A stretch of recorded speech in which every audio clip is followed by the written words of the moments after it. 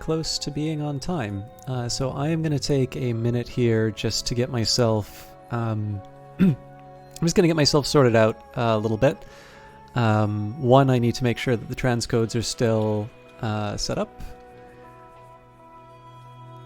And on top of that, I'll do a little bit of an introduction. I'll admit, I'm not 100% sure what I'm doing yet. Where is the...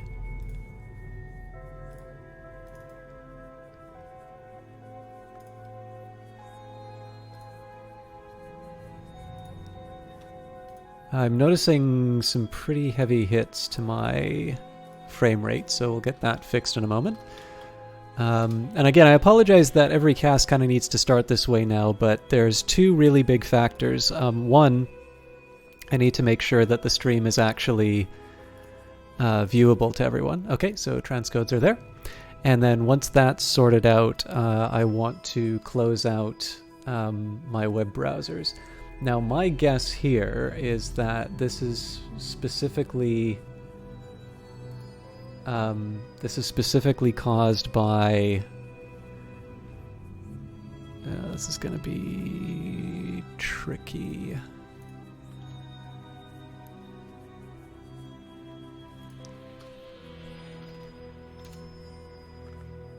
Sorry, guys. I should have done this beforehand. But yeah, so basically, one thing I want to deal with is the transcodes. That's taken care of now.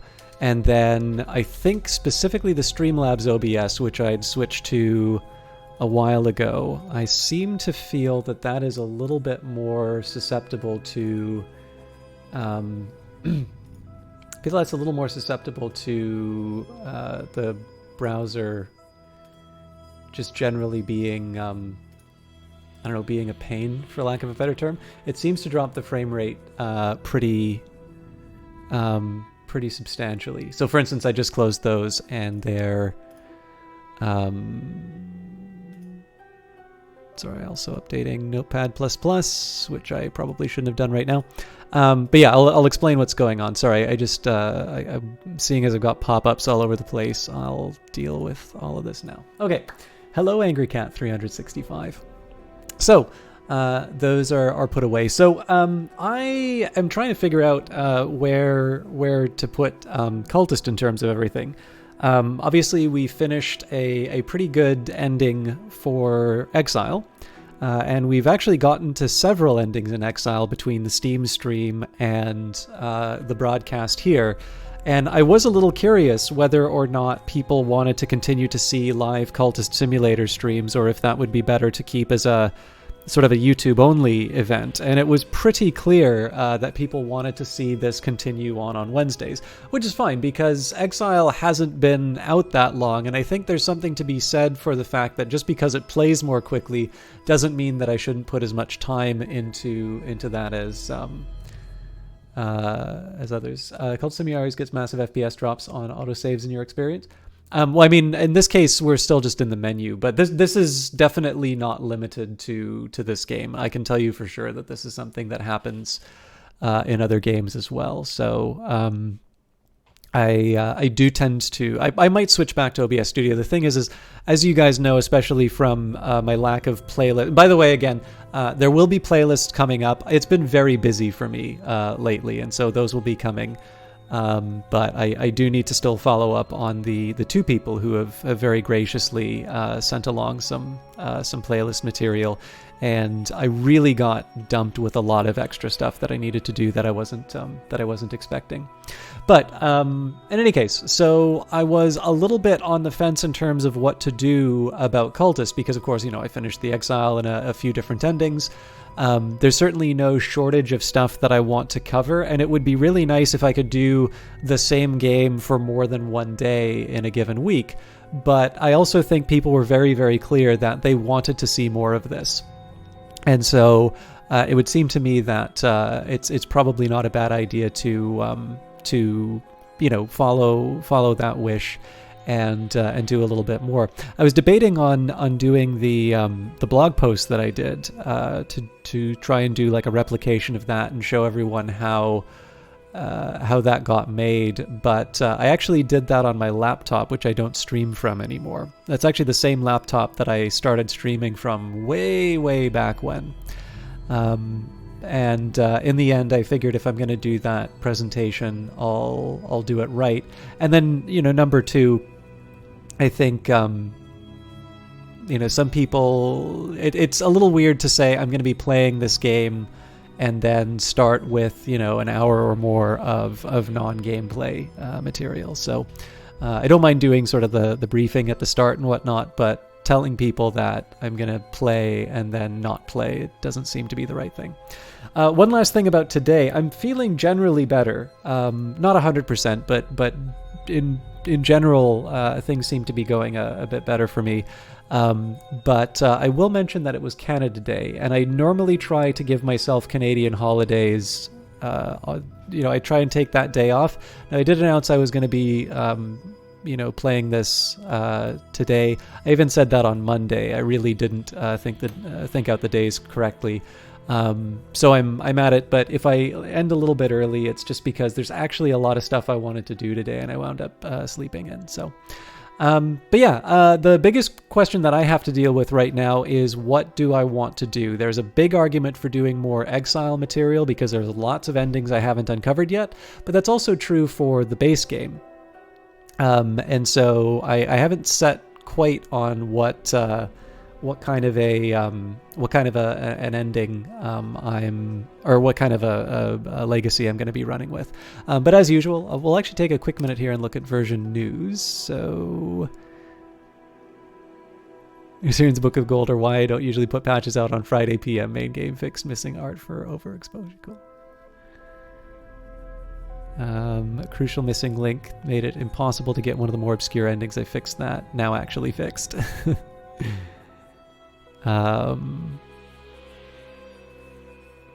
I will mention, actually, so I didn't realize in the patch notes sometimes there can be little hints about how you want to handle certain legacies. We'll do who's responsible. So in this case, design, writing, and coding by Alexis Kennedy, production, marketing, and biz by Lottie Bevan, UI design and coding by Martin Nerukar. If you check out was it Shark Bomb on itch? Martin's got a new game, pencil and paper game, which he's co-created with someone. Art by Catherine Ungwer, Lottie Bevan, Clockwork Cuckoo, and Sarah Gordon. Music by Maribeth Solomon, Brent Barg, and Mickey Erb for Mickey Mar Productions Limited. Audio by Soundcuts. Additional coding by Chris Payne, Fraser McCormick, Bart Gagne, also known as Lyra Zyder, and Hannah Rose. Lyra Zyder's a streamer, by the way, if you guys want to check out his stuff. I quite like watching his Sims streams, but he does plenty more. Additional writing by Lottie Bevan. Additional design by Callan Porter. Additional marketing and PR by Claire Sharkey. And then I keep with the original special thanks. This is not to minimize Chinese or Russian localization or all of the hard work that's gone into here, but definitely I struggle with the pronunciation for a lot of these names, and especially in characters that I don't recall. It's hard. So Sonia and PK, Matt Hosty, Haley Urias, and everyone literally everyone who's ever sent feedback or a bug report. Thank you. So let's hit the continue button. Now, again, last week we finished the Exile, so it looks like we get that as an option. We can do the Aspirant, or we could do the Bright Young Thing again. So June the 28th, once again, endowed from birth with wealth and talent, a life of ease, comfort, and delight stretches ahead like an amber carpet.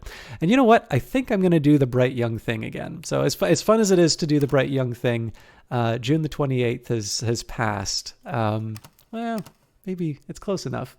Actually, it occurs to me. If your birthday was on June the 28th and you happen to be watching this, I'm sorry I missed your birthday. Yeah, so do I want to do... Yeah, you know what? Let's do Bright Young Thing again. So in this case here, this is partly one of the reasons why I always available after only the Exile ending. One of the reasons why I wanted to do this was partly for the benefit of the people who have seen Cultist Simulator. So yeah, this is actually, you know what? Let's do the Aspirant, because if I'm going to be doing a contrast, as much as I want to do something new, I actually think it wouldn't be a bad idea to the aspirant. So one of the reasons why I'm doing it this way is a bunch of people will have potentially become interested in this as a result of either the free weekend or the Exile DLC. And so there's going to be a number of people who haven't necessarily seen how the base game plays, and Exile is very different from that. And maybe also for the benefit of having lived in Exile land for a while, let's maybe take a quick look at how the base game works again, and we can pursue some other endings. I'm not going to go in with any other set ideas. Maybe I'll take a default as we'll pursue maybe a Grail ending. Well, even then, if I do Alone in this Cheerly City with my useless education and my dreams, what now? Could I become something more? Yeah, it's this is a tricky one actually. So the main endings that I would consider here, if I go for Grail, then I'll finally get just the regular Grail victory in my achievements. But if I go for Lantern or Forge, then I can do the Apostle victory for Lantern or Forge. So all of those are viable. Of course, I could try and go for romance endings. I could also try and go for the ones like getting arrested and whatnot. But we'll maybe work those out over time. But the key one here would be what do I want to name my character?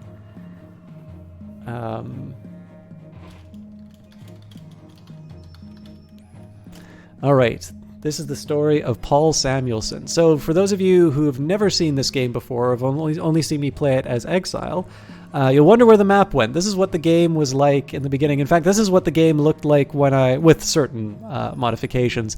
This is what it looked like when I first played it. I got to play sort of the Unity prototype. There was sorry, what am I trying to say? There was a JavaScript one, which I've since played, but I didn't get to play it at the start. And so the idea on this one is that you start off with your job, menial unemployment, a precarious position as a hospital porter, miserable, but it's all you can find just now. This is a job, an arrangement to exchange one's life for money, and you have one action that you can take: work, earn a living, practice the invisible arts. And as I'm sure a number of you have gotten very familiar with me saying, if it's not at all clear what you need to do, if you pick up a card, it will highlight the things you can drop it in pink, or you can click the empty boxes and have the pink flashing. It's probably one of the first things you learn in the game, and it's why I get so cranky when people are like, you can click on the black box to go. I know, I tell people to do that all the time. But in terms of onboarding, this actually isn't necessarily a bad way of going about it, right? If you click on, or if you you introduce the idea of combining cards with verbs right away, but on top of that, just menial employment and work kind of naturally go together. So another shift, mopping the darkened hallways, delivering post to hollow-eyed invalids, trundling corpse-laden gurneys to the basement.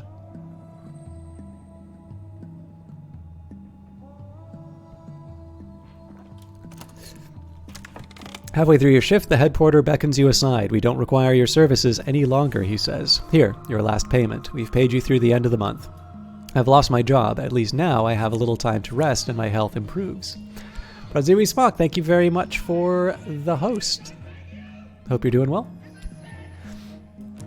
So, again, the inciting incident. We've lost our job, but we've unlocked dreaming. Recall my dreams. Once again, I dream of the globe beneath this filthy skin of the world, the light through the black wood, the pale door, the old man. Now, I could just rest on my on the little bit of money that I've set aside, but let's find some unskilled labor. So, backbreaking work for meager pay. Is this the best that I can do?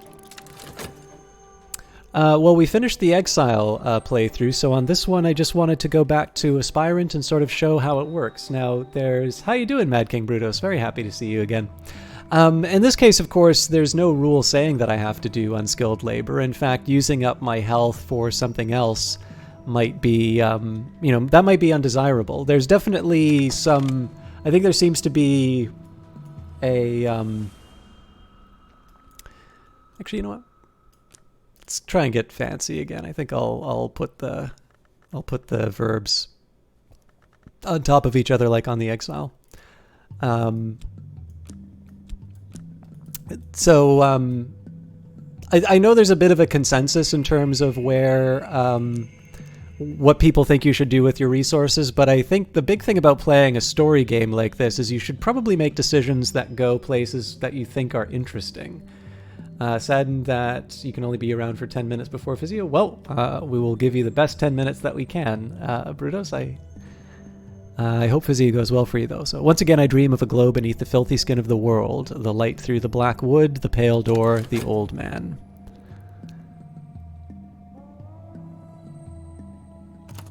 All right. It began when I spoke to the old man in the hospital. He knew my name, but he's dead now. The pneumonia. Why do I dream of him still? What is the cobalt light in my dreams? Time is now passing. So we've gained contentment. I'm happy, I think. Contentment defends against dread, but contentment doesn't last. Now, remember, of course, I say that in some other circumstance, or not other circumstance, but in when we talk about this game, there are the principles in the game, and obviously, if you've seen that network graph, one of the things that I did for that was I made the distinction between the mundane world, which is in gray, and then sort of the world of the Mansis, which was done in color. And one of the things that is I like, at least in terms of the game, is of course how these principles leak through even in things that you consider to be commonplace. So I think a lot of people are familiar with contentment. I actually also kind of like, I never really realized this before, but there's a fun little bit of art direction here, because of course this is the same symbol that's used for, it might even be called contentment now that I think of it, but this little symbol is the same for the comfort that you have in terms of the exile. I never made that connection before, but that's a really clever that's a really clever little bit of art. But in this case, I think most of us can be familiar with contentment, and in this case, it participates in Lantern. Life is a pure flame, and we live by an invisible sun within us. Thomas Brown. Lantern is the principle of the secret place, sometimes called the house of the sun, and the light above it. And Heart. The heart relentless beats to protect the skin of the world we understand. The heart is the principle that continues and preserves. Finally, influence. This is an influence, so an echo, a resonance, an alignment, something that will fade soon. And then we've also got passion, which is one of my, if you consider, these would of course be stats or things that are part of myself. So dull minds are neither intuitive nor mathematical. Blaise Pascal. So this is an ability. Brain, heart, hand, or eye. Most of us are born with most of them. Passion participates in moth. I knew of a man who captured moths in a bell jar. On nights like this, he would release them one by one to die in the candle. Moth is the wild and perilous impulse of chaos and yearning. And our passion is an ingredient into things. Yes, the game does have non-death ends. Change in the air. I need funds to live, but perhaps this recent upset in my circumstances is a secret blessing. Is there something to my dreams? There is change in the air. Backbreaking work for meager pay. Is this the best that I can do? At the moment, yes, but we will do our best. Cultist Sim stream is being taught the basics again. I love it. Well, this is one of the big ones because the Exile is so different from the main game. I thought it would be interesting to jump back to the old system. So, of course, for those of you who've only ever seen Exile, the passage of time here has this constant ticking down of funds. This is definitely, I mean, I always like to say that the Aspirant was my grad school experience, but it's really anything that you want to say. And of course, the game in its one of the big tensions of the game is the fact that there may be the things that you want to accomplish with your life or your passion or your desire or the thing that you were put on this world to do. There's lots of different ways of thinking about it, but we also live in a world that's not always warm, or in some cases it's even hostile to these ambitions that we have. And so, you know, if you want to make games for a living, it's now a viable career path, but that doesn't necessarily mean that the game that you have inside yourself is going to be the thing that you work on if you go and work in the games industry. Maybe you want to be a writer, you know, and then there's the question, there's plenty of times where people say, oh, well, I could never do that. And sometimes people's passions just stay at that, and other times people take the leap.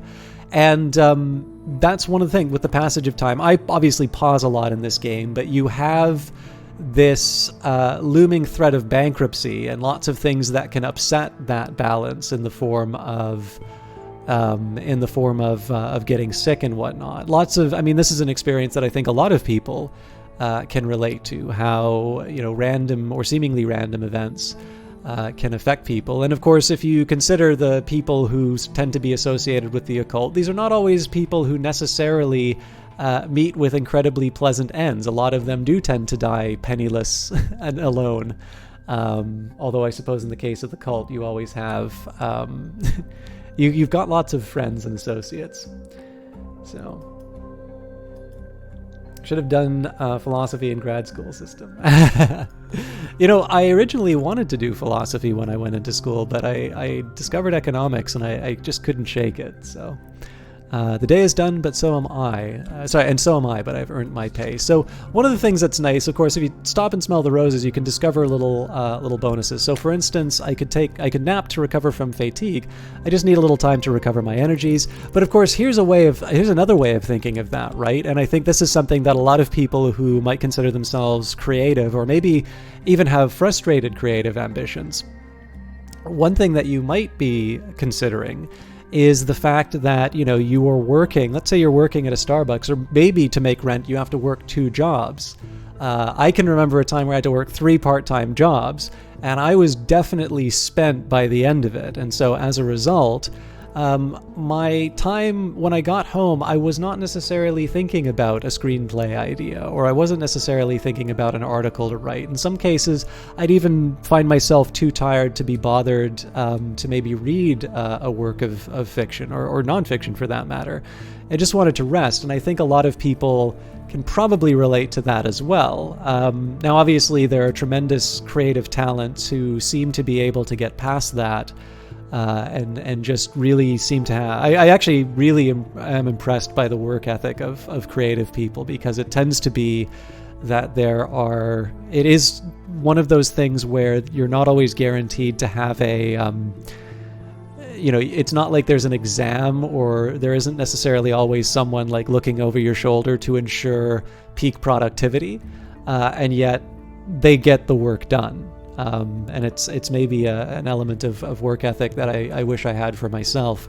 But yeah, I think a lot of people can relate to the idea to simply being too tired to follow some kind of a passion. And this is, of course, exactly what I've done here. Is I'm working some construction job. If hopefully that's it. Maybe there's something even worse waiting for me in this world. And in this case, my dreams are being spent with recovery rather than. It's definitely getting better, Bent Pin. There's a little bit of a remnant of not even soreness, but I'm definitely feeling quite a bit better. Thank you. And how are you tonight? But yeah, in this particular case here, I'm recovering from my work rather than necessarily pursuing my passions. I used to paint. I could paint those sights I half remember from my dreams. I might sell something. I probably won't. So we'll give it a shot. I, of course, don't have any yearning.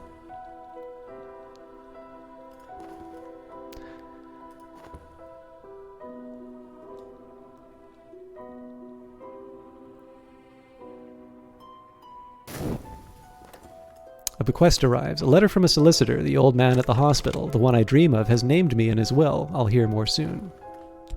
I am refreshed.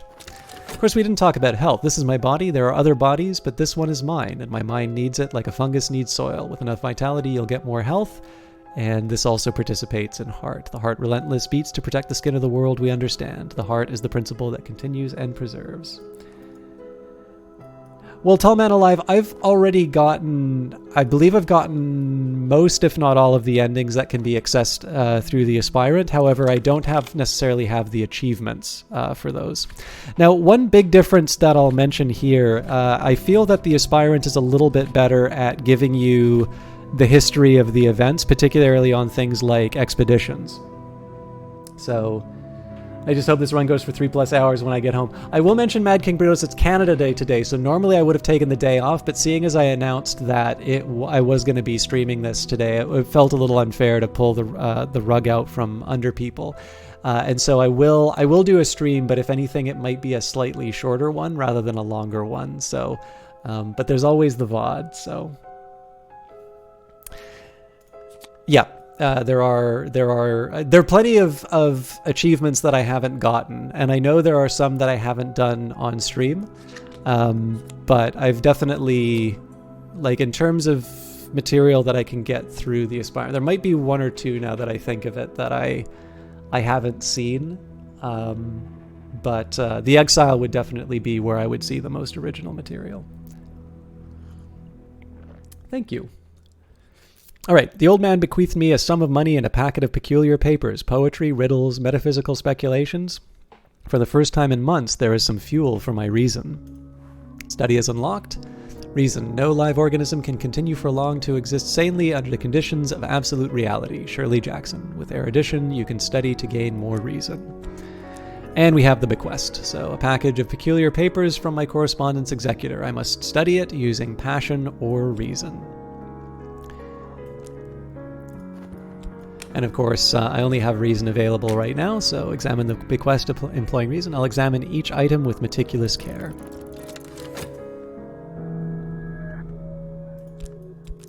Now, one thing you can always do if you're curious, if I had funds, purchase tincture of opium. In times of a special crisis, I might visit a discreet pharmacist to purchase a tincture of opium and make my dreams sweet, but only in times of a special crisis. This is an expensive and risky way to gain contentment. It may provoke sickness or despair. So clearly I don't want to do that, but if I was ever worried about, oh, maybe I don't know what all of the cards do, this is not a bad way of figuring them all out. Oh, I am not a fan of Tim Hortons, actually. And a lot of stuff is closed for the holiday, and then, of course, a lot of stuff is closed on the recommendation of the health authorities. So definitely not a lot of things for me to do on Canada Day. I believe the fireworks are canceled as well. Just had an Exile game where you did really well and then got a worse ending than you were trying purely by accident. Oh, I'm sorry to hear that, Erasmus. I actually had to reload one of my saves because I made a stupid error in the ending that I was going for. But I feel like we got to read some interesting stuff as a result of it. So. I don't believe you can add funds to the bequest. I finished a painting to the excitement of absolutely no one but me. Sometimes painting will gain you glimmerings. Study them to unlock more advanced painting options. All right. So if I want, I can go work again. You know what? I might as well. I don't have anything else to do with my dreams right now.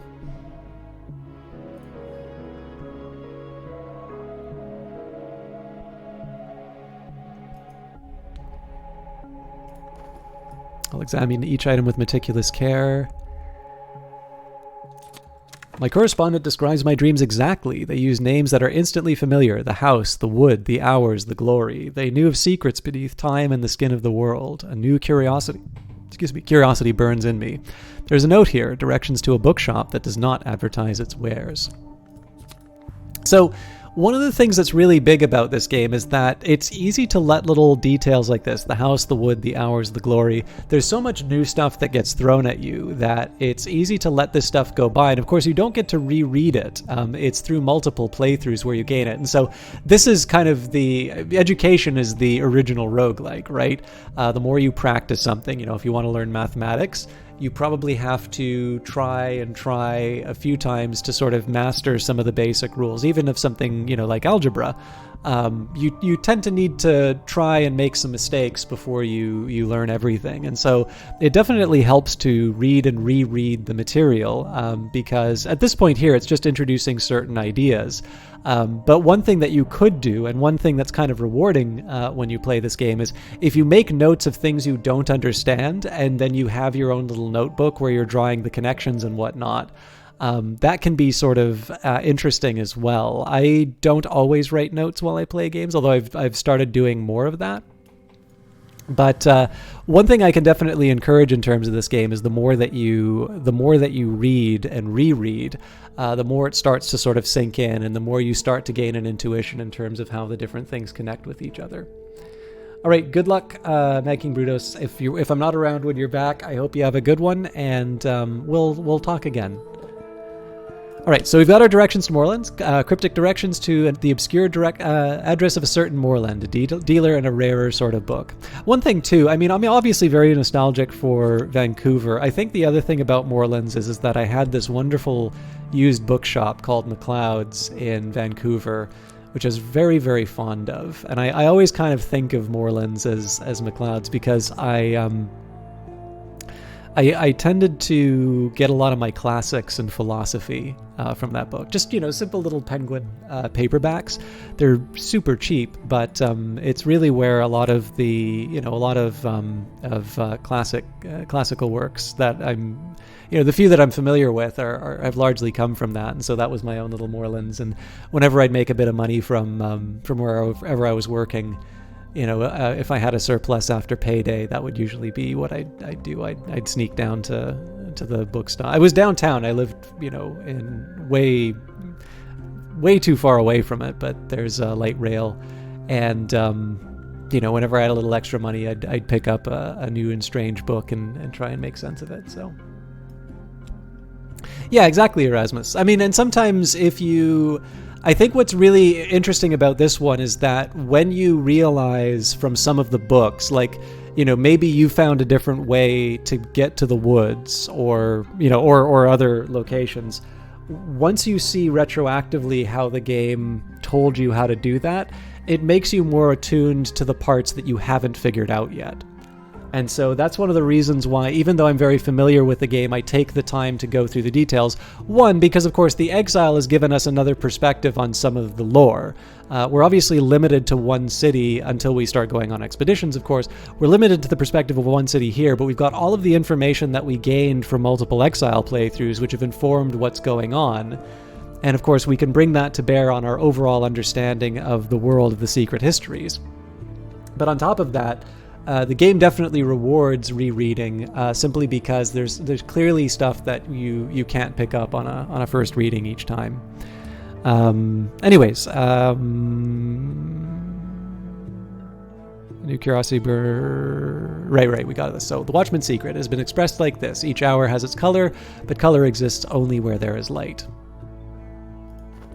Okay. So if I want to change my my goal, I can. Actually, I'll try. Should I dedicate myself to my purpose or focus my efforts elsewhere? I think I will, but I need to remember to dedicate myself to the lore of the principle I seek or focus my efforts elsewhere. If I give it, I think if it's health, I wind up. I think it's sensation. I got to remember exactly which one it is, but. All right, so let's take our directions to Moorlands. The directions to Moorlands shop are cryptic. When one deals with the kind of books my correspondent studied, one must be circumspect.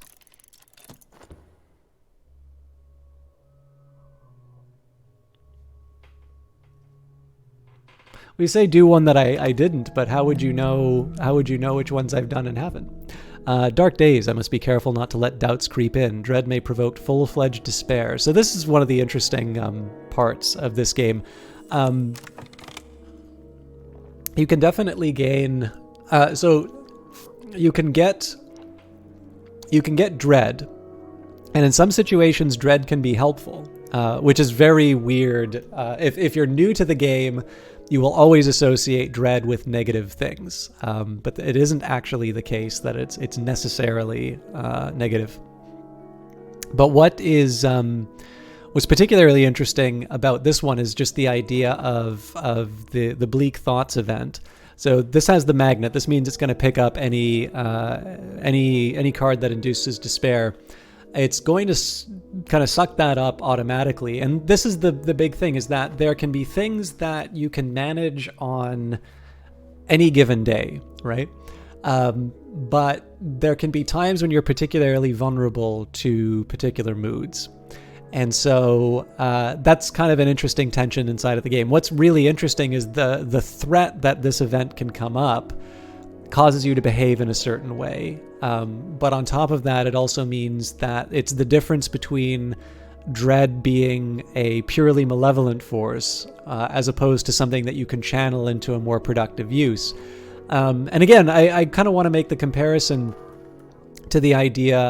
I'm relating a lot of this to my experience, working those multiple jobs and whatnot. Another thing that I can say is that I rather wish this wasn't the way that I did things, but as it turns out, at least in my own case, when I was feeling frustrated or sad about something, that was actually one of the times that I would write the most. And it turns out that whatever talent I have as a writer, I realize that not everybody necessarily likes my stuff, but a lot of the, ability, or what such as it is, actually kind of came as a result of that. In this case, it was something that I could sort of channel into an essay.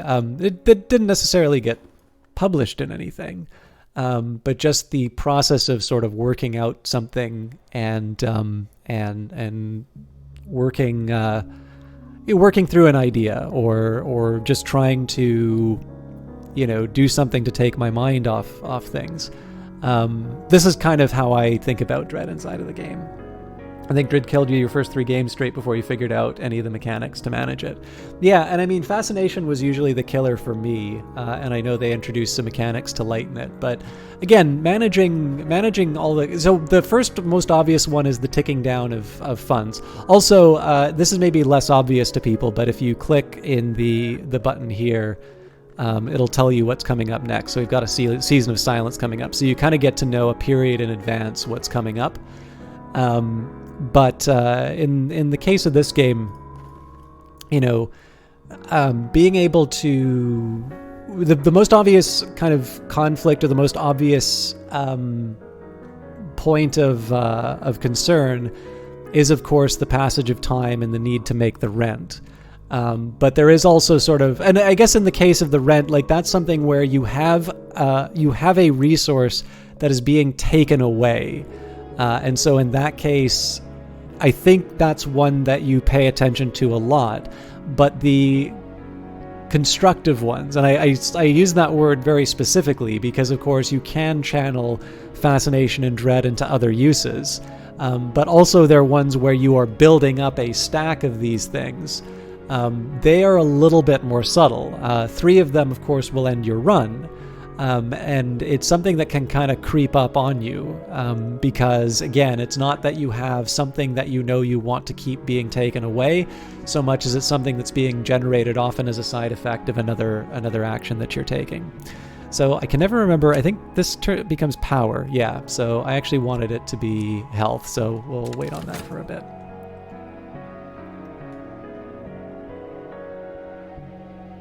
Guess I could search for a job, though. Find clerical work. Find work which will spare my body, if not my mind. Alright. An ill-lit street in an ill-favored bend in a lesser river. A soft yellow light through a grimy window. Ms. Moreland nods as I enter, but doesn't rise. I have never asked the names of my clients, she informs me, before I have time to introduce myself. Explore is now unlocked. Moreland's shop, the dim premises of Miss Moreland, who deals in rare and sometimes dangerous sort of book. Deals in rare and sometimes dangerous books. And now I could do the notes with a possible collaborator right away. That's not a terrible idea, but I have a couple of other things I want to do with study right now. So now that I found a location, I can explore it, and we have an occult scrap. Secret histories are layered beneath the one that we know, like notes in a rare wine. This is a detail from one of those histories. Exploring with the scrap of knowledge may uncover secret locations in the capital. Secret histories. History is a scar on the world's skin. Secret histories describe the unknown complexities of the world and its many pasts. It's interesting that the first hurdle is get paid, and the second is survive creeping existential horror that starts before you really start encountering anything beyond mundane reality. And to put it in more real-world terms, you can either let dread run its course, consuming you bit by bit, or you can think of ways to deal with what you dread so you may not dread it again, aka need being the mother of progress. All right, I'm going to take advantage. This is one of the main reasons. So, again, if you go on a forum or something like that, chances are you're going to hear you want to do the manual labor first so that you can build up your vitality. My view on that has always been do what you find interesting, but yes, it can definitely be helpful to get a nice early source of vitality. Anyways, let's add some money for our trip to Moorlands, and let's get a book. Takes time to sort the gold from the dross, the wheat from the chaff, the blood from the water. If I buy enough books, I'll find something interesting. Of course, here I can sort of see this is moving from working at like a movie theater and Starbucks and whatnot to working at the bank. There was a period of movies in between, which doesn't really work with this narrative, but I gotta try and alter it to fit how the game is going out. But Glover and Glover have offered me a junior position. I start at 8 sharp tomorrow morning. So now here, I think I'm just gonna put in what I need to keep the lights on. I'm not going to advance to the higher position quite yet. If I could get a little bit of extra, this is actually one of the things that's kind of interesting about Glover and Glover. If you advance too quickly, you don't have enough reason to be able to dedicate the attention that Alden wants you to put in, while also pursuing your hobbies. So if you stay in this less desirable position for a longer period of time, it actually works out better for you. In this case, you don't kind of get promoted beyond your competence. So, found something noteworthy. The Locksmith's Dream, A Light Through the Keyhole, the first volume of Teresa Gallmer's examination of the parallels in the mystic dreams of artisans.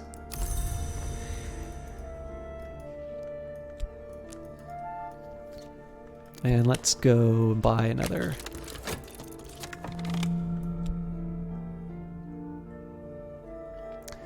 All right. So I've got my health, which I can now use to change my ambition. My goal is sensation now. Perhaps sensation is the sweeter goal. Scratching of pens, the sourness of dust, the sighing of the younger Glover, and the greedy gurgling of the elder. And a fleeting reminiscence, a moment in time, and another moment, it will be gone. So this has aspects of Moth. It is also an influence. It has the memory aspect and secret histories. Alright, I've grown stronger. I've gained health, but it'll be more difficult to gain health next time. I forgot about this, so let's... So I now have stronger physique. So if I want to advance my... any of my traits further, I'm going to need lessons learned.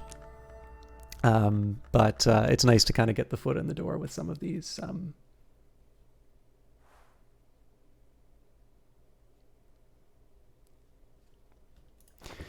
All right, let's do the Locksmith's Dream. The parallels in the mystic dreams experienced by carpenters, masons, and other artisans, and what they purport to reveal about the architecture of the world. Sometimes mordant, sometimes funny.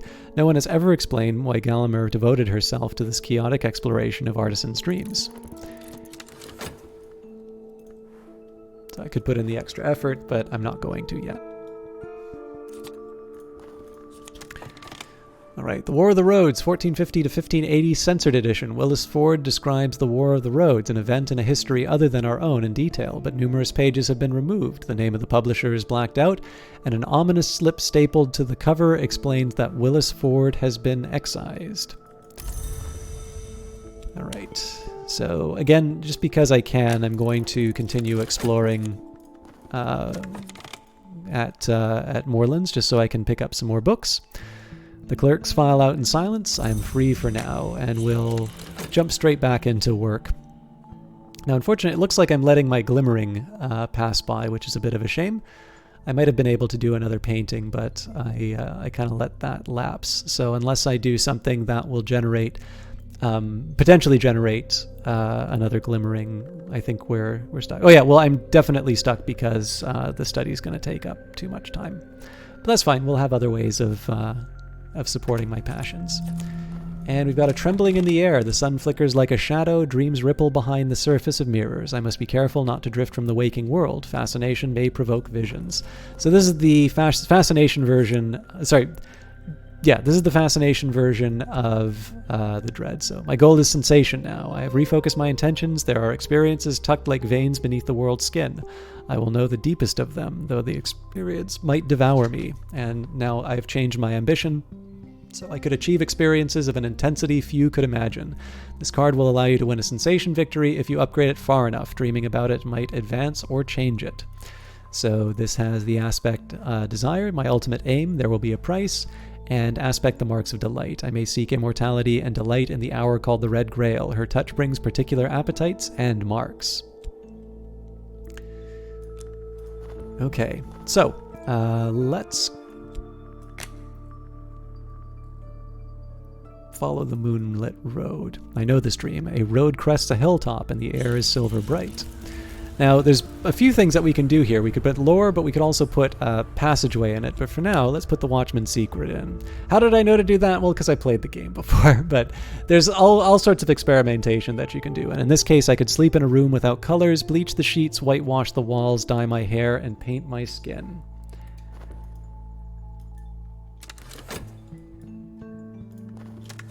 And we've got Kerner and Gert, or Girth. Kerner and Gerth's Ausfrischliche Grammatik der Griechischen Sprache, a Greek grammar, an essential weapon for a ferocious struggle with a challenging language. And I do have a little bit of money left over, so in this case we will continue to get what we can out of... we'll get what we can out of...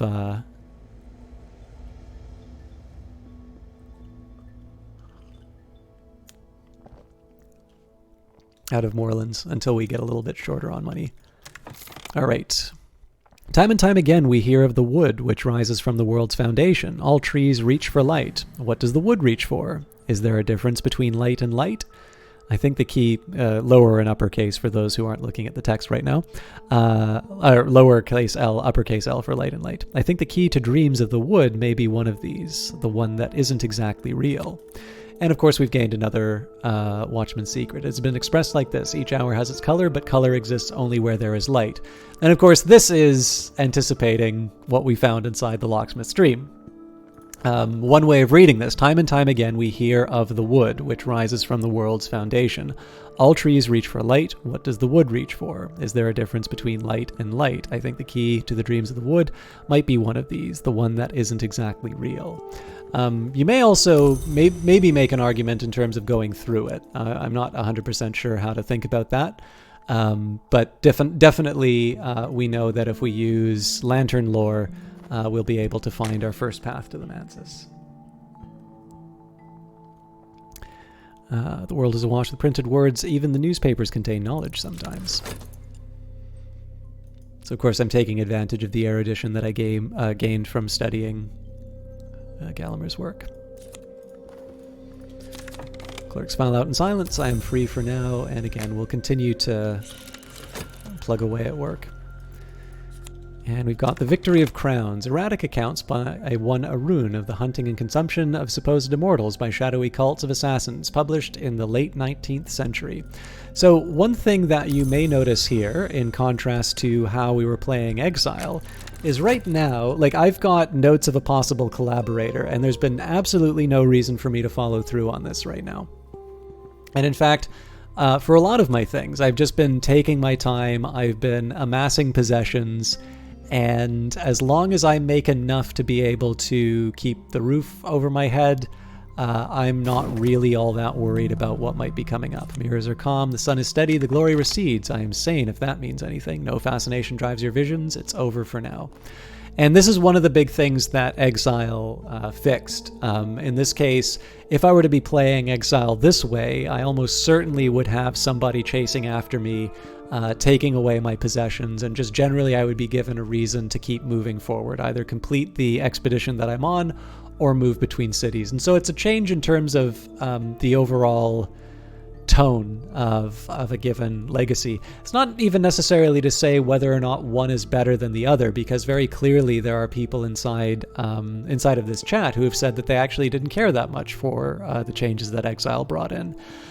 For me, I always like to think of them in relation to the... I like to think of them in relation to...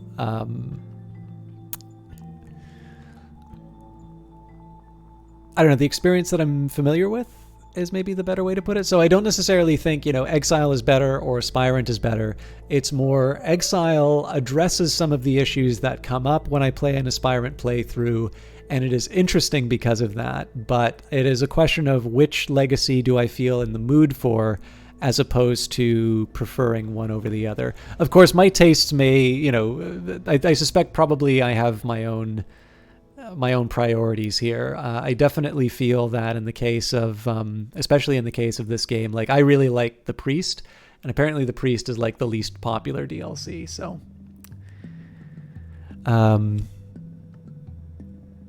color exists only where there is light, and the wood and the wood is the place where light does not walk. In the dream, I close my eyes and walk, stumbling, bruising my feet and knees. At last the undergrowth before me grows too thick to pass, and when I open my eyes, I am adrift among black trees. Shadows flutter, my feet will know the way back to this place. Right, so for our efforts here, we got a buzzing in the brain. Ingi rum imus nocte et consumi snip snip snip, a second-order influence, apparent to the perceptive, instantly recognizable to the adept. This can be used in some rites to summon minions, and some minions will leave it lingering when they are destroyed. Now, there are going to be some consequences for this influence hanging around, but there's not a lot that I can do with it right now. And we've got our way to the wood. So I've learned the path to the wood where tangled darkness that grows. The tangled darkness that grows around the walls of the mansis, though the mansis has no walls. I can dream with this to return to the wood, and I think we'll do that right now. Actually, I won't because I don't have the passion. So if I have enough passion, I can walk the dream road to the wood. If I have the right knowledge, I might be able to find a way beyond it, which of course is an invitation for to apply passion. So not passion, to apply new lore to it. Okay, collection of essays. Let's do at least one more. I think I might want to keep a reserve of 3. So it takes time to sort the gold from the dross, the wheat from the chaff, the blood from the water. If I can buy enough books, I will find something interesting. Speaking of, I got 2 books from the used bookstore. A book came in the mail yesterday, and there might be 3 new books that arrive tomorrow or hopefully around that time. The words contain knowledge, and now I contain it. It's a little like theft, and a little like feasting, and a little like the progress of an infectious disease. So, of course, I did that so that I can double up the erudition and exercise my mind. I've picked up odd facts here and there. If I spend time studying what I've learnt, I could increase my reason.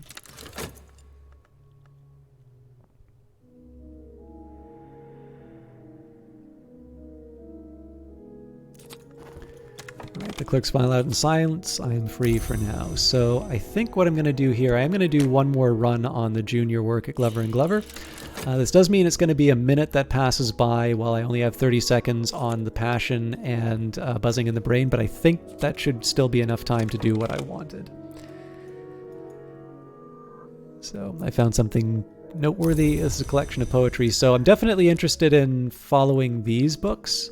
Less interested in, and actually, you know what? I know the timer's going to tick over again, but I will add to the library one more time because that's the kind of guy that I am. And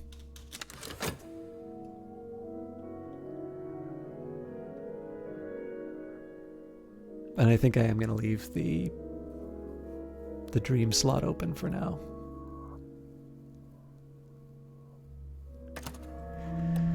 Alright, so clouds part, the wolf despair prowls elsewhere. No dread empowers this despair, it's over for now. And we've got the sun flickers like a shadow, dreams ripple behind the surface of mirrors. I must be careful not to drift from the waking world. Fascination may provoke visions. And Moth has given way to restlessness, so that we had sort of this close connection with the principle of... closer connection with the principle of Moth. It's not necessarily all that intense. There's definitely higher intensity later on in the game. But in this case... a restless longing has me. I feel that I want to do something. What exactly? So this is an interesting one because it has many aspects. In this case, it's got heart, grail, forge, lantern, and moth. It's an influence as well as a memory. But in this particular case here, if I leave it be, now again, if you've never played this before, you're not going to know this right away. But if you ignore your longing for a minute, then you are going to that's going to turn into dread. And of course, if that hits you at the wrong moment, you're in quite a bit of trouble. Again, this is one of the moments where, you may feel frustrated in your ambitions. Maybe you didn't get a promotion. Maybe you're not working in the industry that you wanted. There's, no shortage of different ways to sort of think about what that might mean in your own life. But if it happens to be at a time when you're feeling particularly melancholy, that may have a deeper impact than you'd normally consider or normally want. So I'm holding off on exploring for now. This is mostly just because I don't want to use up any more money in Moorlands at the moment. And my mind, the library. I've gained reason, but it'll be more difficult to gain reason next time. So now I might want to consider putting something a little extra at Glover and Glover. So I've gone better. I've done my 1920s version of some Coursera or, MITx online course, and now I'm going to start hitting the books. I've gained the extra reading. I've become a smart person, and now I think I'm going to start reading smart person books. In this pass, a score or more of longs were made. They brokered peace with the Forge of Days, long enough to set England on a path of early conquest and eventual destruction. The Forge itself devoured the greatest among them.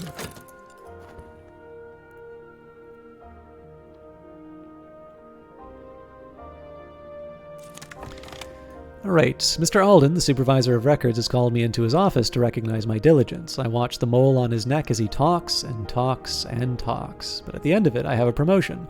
My new position is better paid, and the desk stands at the street window, but I work for Mr. Alden directly now, and Mr. Alden is known to be exacting.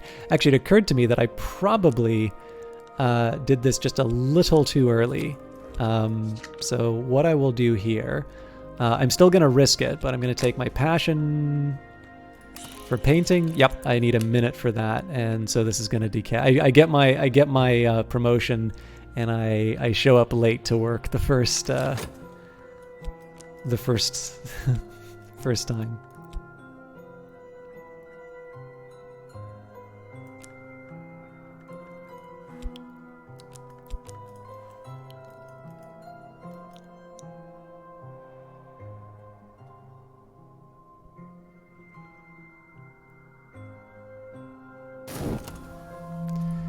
Alright, the wrong kind of attention. The city is rife with journalists and detectives and other meddlers. How long will they leave me in peace?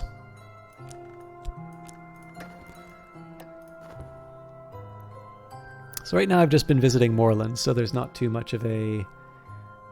There's definitely not a... I don't have anything to worry about right now, but I'm going to have to keep an eye out for this in future.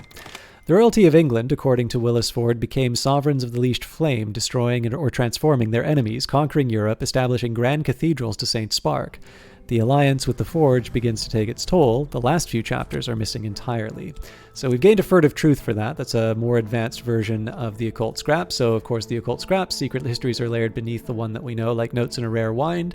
This is a detail from one of those histories, whereas the furtive truth, a detail smuggled in from an adjacent narrative.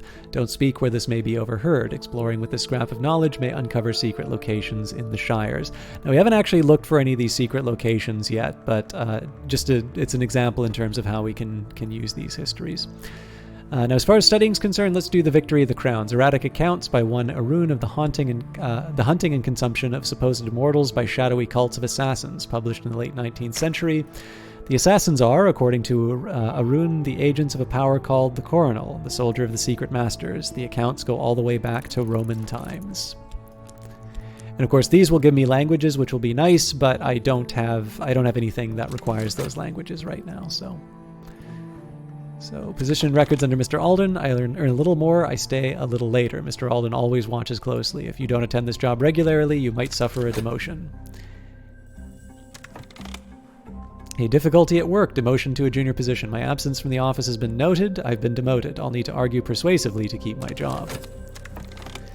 So I finished a painting, to the excitement of absolutely no one but me. Sometimes painting will gain you glimmerings. Study them to unlock more advanced painting options. So in this case, wasn't really worth it other than to avoid the generation of a dread.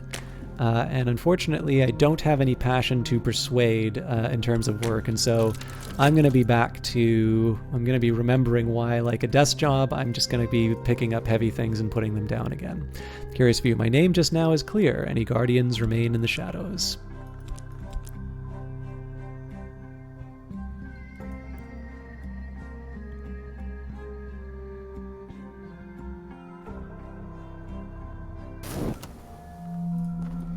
I have become unwell, so that's also going to be something that I either need vitality or money for. As it turns out, though, actually what I should have done was I should have used my stronger physique at work. But one way or the other, we'll be able to get through this.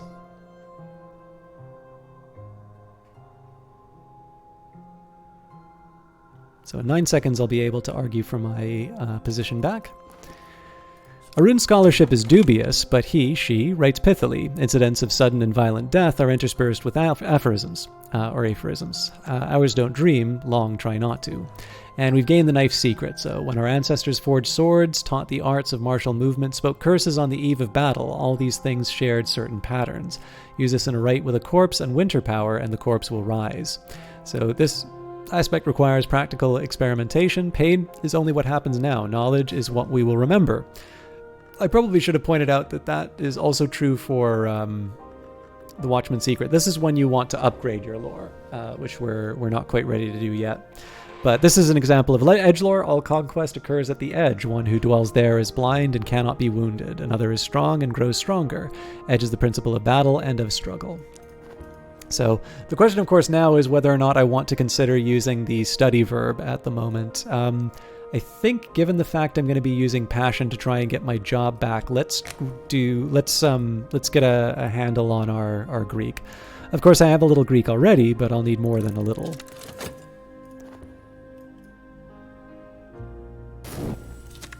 All right, the day is done, but so am I. I've earned my pay. And let's take my passion to plead to keep my job. This is not a pleasant conversation, but it may be a necessary one.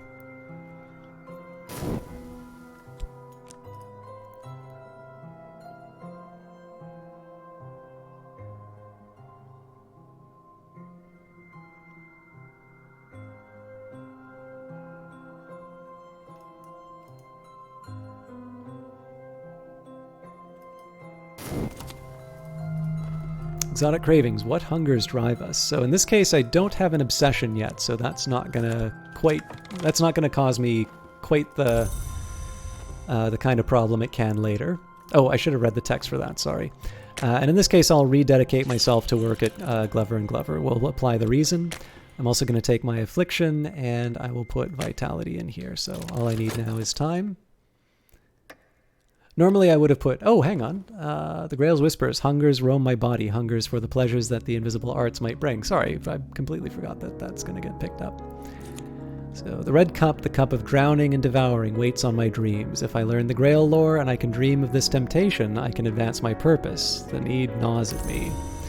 So I'm going to have to figure out what to do with this restlessness, and clearly being able to paint it away isn't viable if I get the promotion. A determined and distinctive tongue, but I have the measure of it. Greek's just a new kind of lore. So we'll read Gartside's Sanskrit reader. I should have read the write-up on that before, sorry.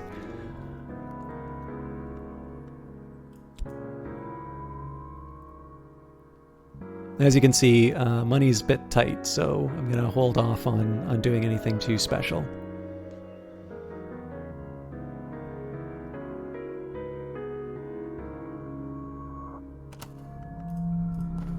Tristan interludes. If I have a particular friend, now is the time to renew our connection. I am alone, but there is peace in that also. Promotion. Mr. Alden, the supervisor of records, has called me into his office to recognize my diligence. I watch the mole on his neck as he talks and talks and talks. But at the end of it, I have a promotion. My new position is better paid, and the desk stands in the street window. But I work directly for Mr. Alden now, and Mr. Alden is known to be exacting. So let's try and keep the job this time. We'll keep going. Sick room grows close and stale. It's time to get up. So let's see how I might want to be using my dream. So there's definitely, I could try and do something about the restlessness. Actually, you know what I'm going to do? I'm going to wait the 7 seconds. We have another season of ambitions coming up, which is not so good. But I'm going to take the contentment that that painting gave me. I remember I was different before, and I'll use that to clear my mind. Now, again, given that we've got the season of ambitions coming up, I know that that's only going to be a temporary solution.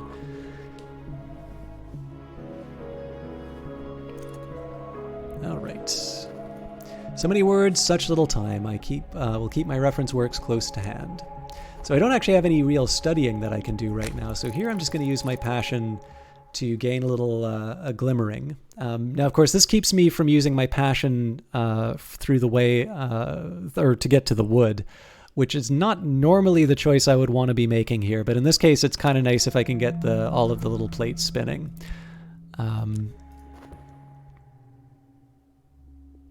Also, if I wind up getting glimmering through another means, that will also be helpful.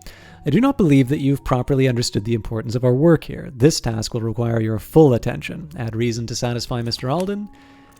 The work is complete when I've assessed the work is complete, and not before. I trust we understand each other. The sun still moves, the wind still walks. My journals are the labyrinth clue. So I'm actually a little curious here. If I do explore, let memories guide my steps. My thoughts will wander, and I will follow. Old emotions come to roost. So I don't remember what this does. May not have tried it, actually.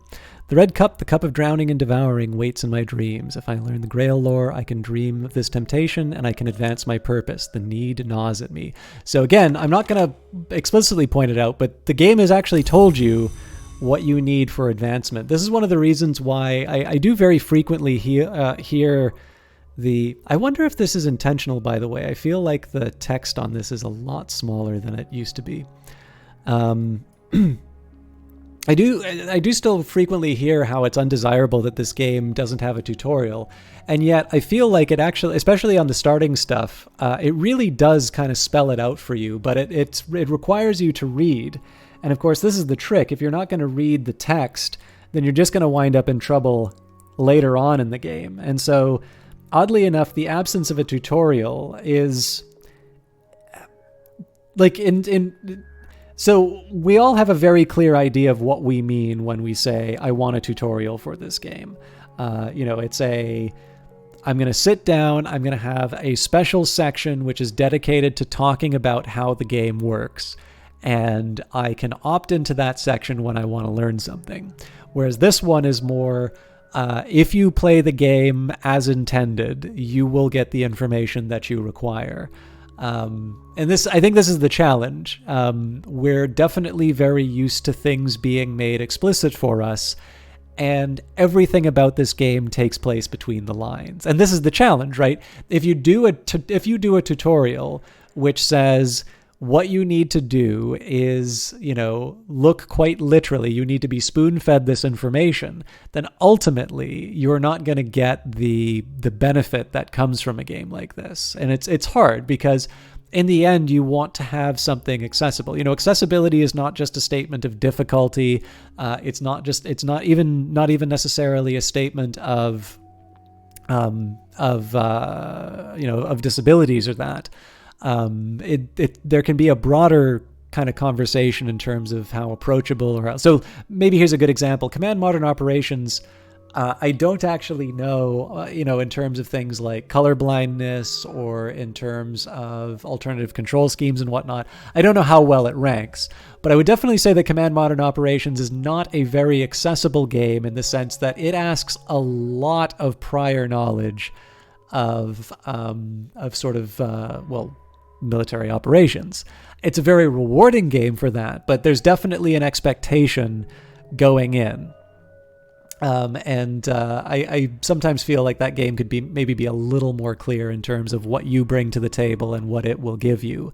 And I think to a certain extent the same could be said about Cultist Simulator, although I also think in the case of Cultist Simulator, it seems to me, the more I read the cards, there's quite a bit of care that is put into making sure that the player knows what to do. But it does make sure that information is conveyed through doing the actions that will lead you to ultimately understand the game better, i.e. reading the text, rather than having specific interruptions into the overall flow of the game. So it's the difference between having some cultist version of the clippy paperclip from old versions of Microsoft Office popping up saying, hey, it looks like you're plumbing, the secrets beneath the skin of the world. And specifically saying, did you look at this thing over here? And instead saying is like, you, someone who are interested in these little fragments of information, you know, given that you have done this thing that I wanted you to do, i.e. read the text of this card, you now have some more information about something that you want, that you should be doing. And in this particular case here, it's because my desire was not satisfied. It got picked up by the, you know, sort of the frustrated ambitions verb or event. And so this was a nice little moment where it says, well, it looks like you haven't made some progress here, so I'm going to give you some tech. I'm going to give you some text to tell you what's going on. You kind of want Clippy the Occultist as a mod now, MS Occult.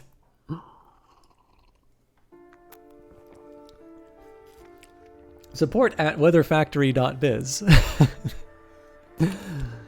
All right. On this occasion, I have determined that your work is of an acceptable standard. You may go. Be punctual tomorrow, please. There may be ways to deal with Mr. Alden. And of course, that's technically revealed. You don't need to wait for the brackets. You can actually take aspect annoyance. Here is a thorn in my side. I may yet find a way to remove it. But in this case, we did get two funds for our trouble, so I'll keep him around for now.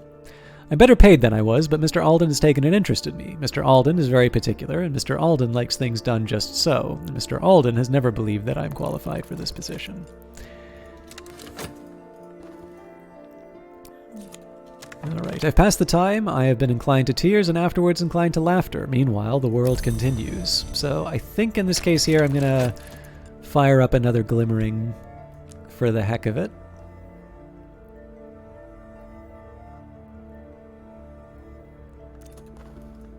Memory is a maze, and at its heart, a garden. Well, that wasn't ideal. I now have 2 restlessness, which means I will have 2 dread. Season of Suspicion's coming up first, but there's any number of things that can... And the Season of Despair is coming up, so I need to find a source of contentment pretty quick. Or alternatively, I need to accept that I might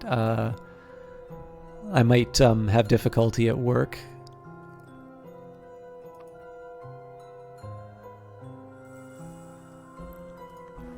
I've seen too much. A nameless gnawing fear has its teeth in my hopes. An existential horror. So induces despair, influence, aspect edge, memory, and ill health. So in 23 seconds, this is going to get taken up. So I'm better paid than I was. Oh, there we go. I do not believe that you've understood the importance of our work here. This task will require your full attention.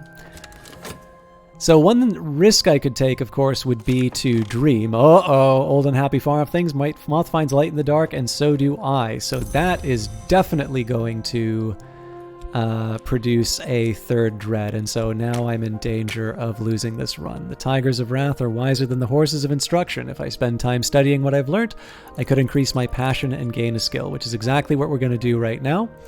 I'm also going to use my passion to go down the moonlit road. And in this case, I will not pursue... Oh, actually, I messed that up. I could have eliminated the contentment. Oh, sorry, I could have eliminated one of the dread with the contentment, but...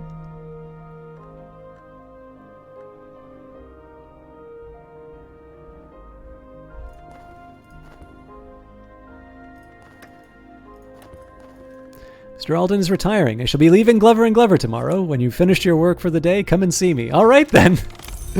That was lucky. This contentment's going to go away before I can work with this dread, so that's a real bummer.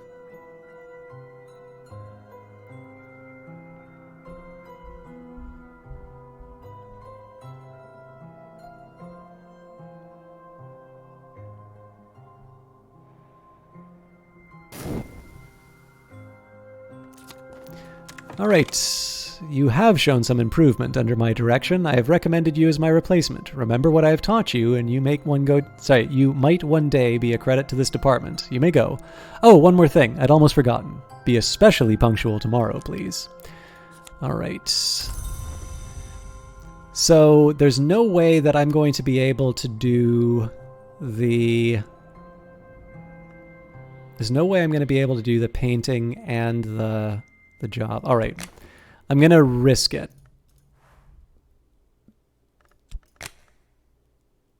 Yeah. My position is demanding I must concentrate my mind, curl my hands into the correct shapes, and begin. So I'm going to take a risk here. And acceptance, I could devote my life to this before I fall to despair. All right. Rumpled fields, the wink of a river, a tingling chill. There are more windows in my soul, but sunlight is not the only thing that passes through a window. I've gained passion, but it will be more difficult to gain passion next time. So if I had a way of gaining or getting rid of the restlessness within 26 seconds, I would take it. Unfortunately, I think I've closed all of those possibilities. So let's see what the crowds of sleep produce. Dreams of the rain. Rain is coming, but the right kind of rain. All right, I got lucky. And now I'm sick. All right, let's pick up heavy things and put them down again. Again, I kind of gotta deal with the problems as they emerge. So we don't have despair yet, so I'm just going to wait on this restlessness. Now, the more I use passion and dreams, the more likely I'm going to run into a situation where I wind up with restlessness or dread. So it's definitely not a perfect solution, but I remember I was different before. But this is at least going to prevent me from losing. And looks like we do have the Season of Ambitions coming up. So again, I got to be careful on... I suppose theoretically I could rise higher if someone died. If you don't attend this job regularly, you might suffer a demotion.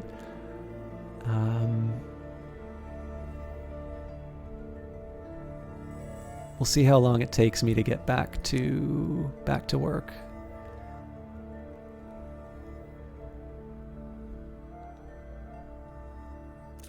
All right, so...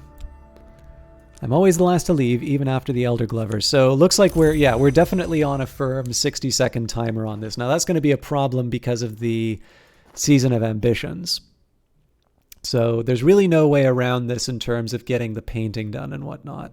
So I am going to go back to the senior position at Glover & Glover again. We will employ reason. I'm not going to accept it yet. I'm still going to do my best to deal with the despair. But we're definitely running into some complications. So of course the affliction is also going to be a problem here because I'm going to need the dream verb available within 3 minutes to heal myself up. But we're not going to accept the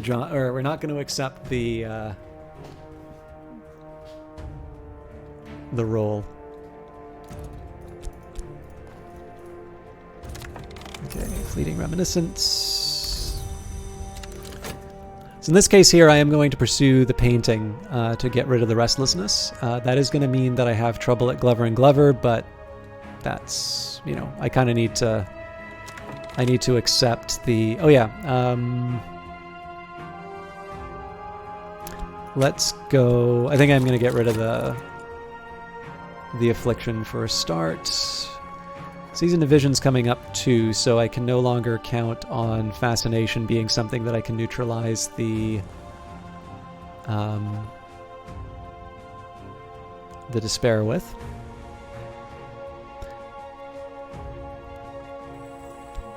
I can afford new books soon. And I have a name, a description, a few tantalizing details, but there are 1,000 faces in this city, so let's follow through on that. I'm always the last to leave, even after the Elder Glover. And again, we'll allow for difficulties at work, art, or bread. So I don't have any mystique. So in this case, I'm going to be investing all my passion into that. I'll use restlessness as my inspiration. This should have an impact. And again, I'm more or less creating problems at work for myself doing this, but I'd rather do something that will buy me some extra time. I am interested in seeing if that exploration was a one-off, but I kind of need to make sure that I'm being a little more careful. So I could spend money on better paints, or perhaps I could find more exotic pigments. In this case, I'm quite happy to just pay for the regular paints. Sick room grows close and stale. Time to get up. And if I had passion, I of course would be using it for the dream right now, but now I have an address. I'll dispatch the letter and propose a meeting. Talk is unlocked. So this is the last verb. It's been obviously taken a while before I could get that, but I had some other tasks to perform.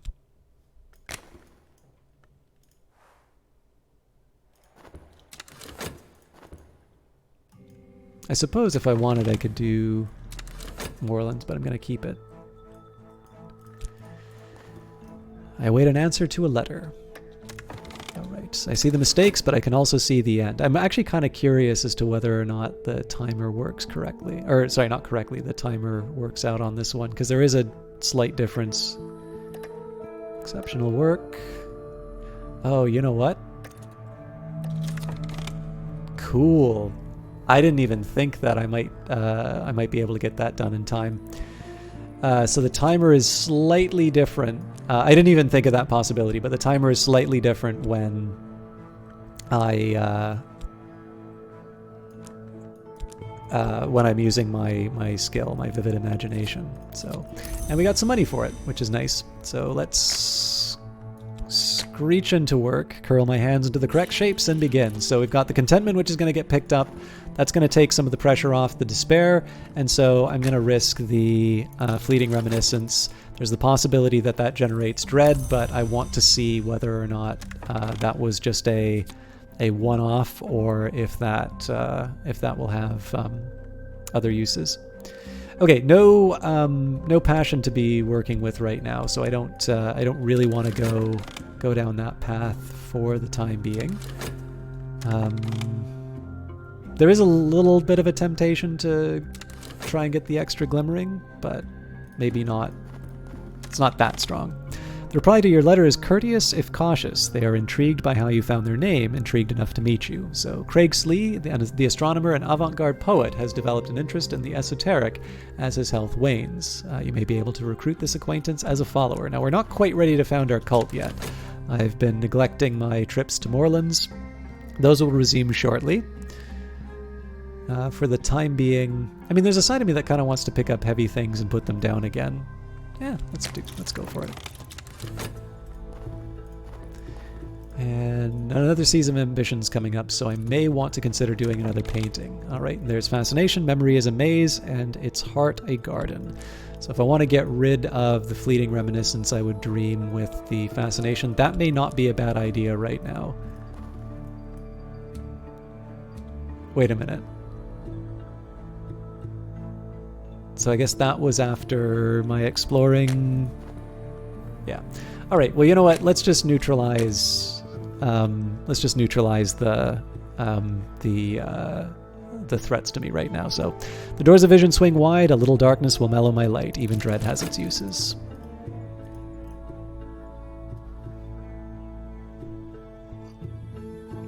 And I've lost my excuses not to be going to Moorlands. So.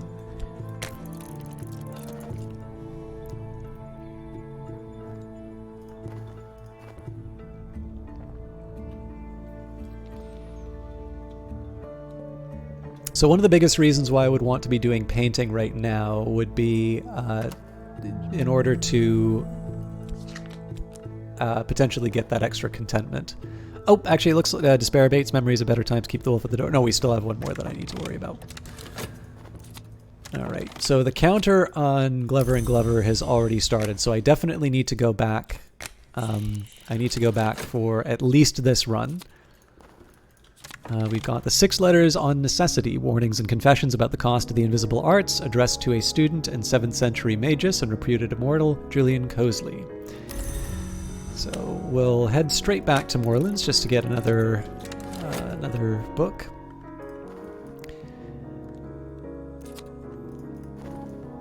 The red cup, the cup of drowning and devouring, waits in my dreams. If I learn the Grail lore and I dream of this temptation, I can advance my purpose. The need gnaws at me. So in this case, if I want, I can use some of my reputation to enhance the value of my painting. I might try that. We'll see how I feel at the time. But for now, I can either try and turn this into something a little more formidable. I think it's better for me to pursue to pursue my occult studies, though. So Cosley's tone is urgent, as if he suspected he may have little time left.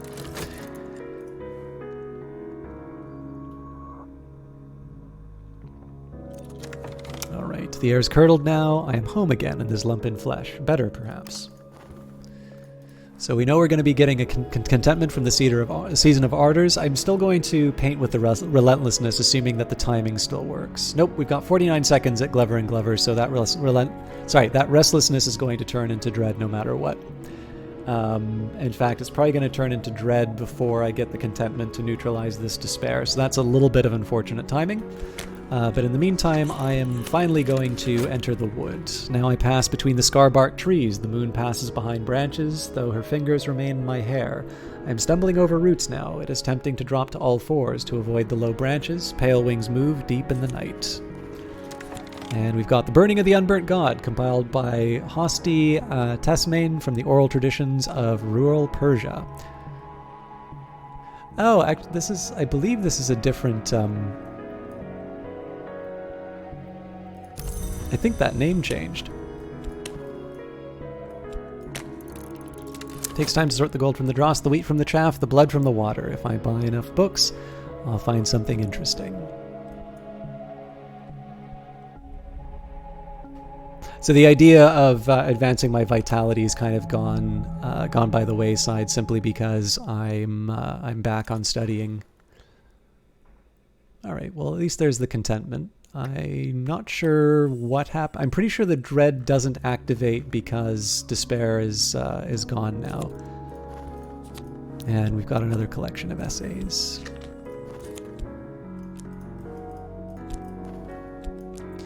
Okay, now I've got 3 funds set aside, so I'm going to leave that be for now. Even the sun can be divided, though it require the Forge of Days for its division. And we've got the Smith's Secret, which is a forge lore. In 5 continents, smiths have whispered the same words to the iron. Murderers have been known to whisper these words too, and adepts, of course. These words are spoken in ritual to inspire unmerciful change. So there's less reason for me to go painting now. So in this case, I'm just going to continue cranking out the money at Glover and Glover. Now we've got... So if I want, I can go for the early occult scrap. I actually think that's my best option right now, seeing as I still have a few other... I have a few locations to unlock, so... Entering the wood. I walked the wood last night, and the scissors worked in the distance, and the furred things crammed in my mouth and swarmed my ears, and I felt the old urge to drop to wolf wars and nose among the roots. But I remembered I walk upright by day, and I know fire and steel and words, and at last I found where the velvet had concealed a secret on tree bark beneath moss. I read it then with the tips of my fingers, and I think now that I could write it in full. So there is a reason for me to start kind of exploring with occult scraps, but right now I'm generating enough money to justify continue going to Moorland, so I'll just wind up picking up the occult scraps. And in this situation here, because I've got some leftover passion, I might as well go through the wood again. Now I pass between the scar-barked trees, the moon passes behind branches, though her fingers remain in my hair. I'm stumbling over roots now, just tempting to drop to all fours and to avoid the low branches. Pale wings move deep in the night, and we will read... The Burning of the Unburnt God. Tesmain hypothesizes a pre-Zoroastrian fire deity whose rites were the rites of smiths. So we haven't talked about the cult yet, but that's just because, seeing as I'm on a sensation victory, I kind of wanted to go down the Grail path anyway. I know normally people do that with Bright Young Thing, but there's no rule saying that you have to do an lantern with... If it was tied to your legacy, there wouldn't be any... Like, they wouldn't give you a choice. Alright, we found On the White. Solomon Husher writes, perhaps allegorically, that of winter and its long, slow, doomed romance with the sun. The epigraph is sunset at noon.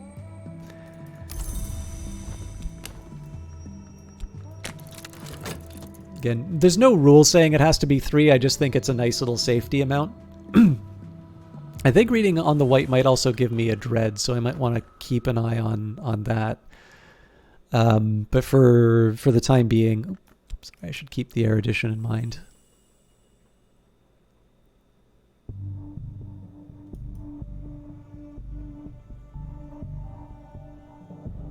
In fact, I think I'm going to hang on to On the White for a little while.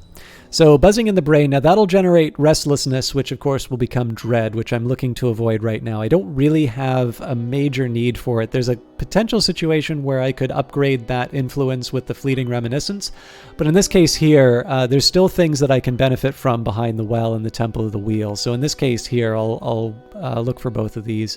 In this case, let's visit the Temple of the Wheel. And we found a peculiar rumor. This might lead me to someone I need, or it might mean something else entirely. Explore with a rumor to follow up on it. So, I came to the Temple of the Wheel, that high and jagged rock, that memorial to the dead gods. Those who take their own lives sometimes first cast themselves from its peak in a dream.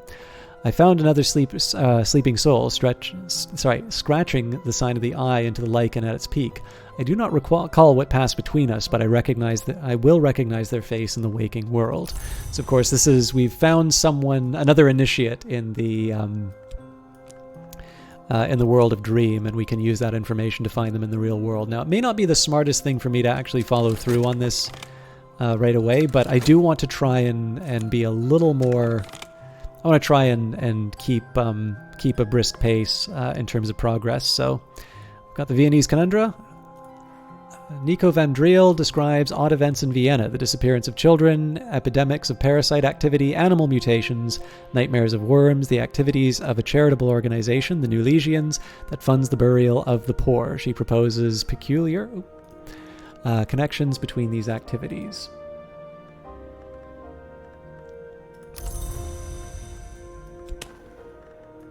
Oh, that's right. I said I was going to keep 3, so let's explore with an occult scrap for the time being. Of course, we're going to get a nice little cash infusion, but... Although, sorry, I should have explored with a peculiar rumor. This is going to decay now. I wasn't thinking. Desmain ultimately concludes with apparent reluctance that the deity was a goddess. He suggests that its gender may have been the cause of its suppression. The rites described are often eerie, sometimes grisly. So this is our first rite. Rite of the Crucible Soul. This rite uses an instrument of power to set the blood afire. Fire is the lesion in the skin of the world. The assistant rarely survives unharmed. And we have the Ardent Orison. When we watch a fire, what are we watching for? When we find it, these are the words it will speak. A word that sanctifies the change that comes when the seared skin peels.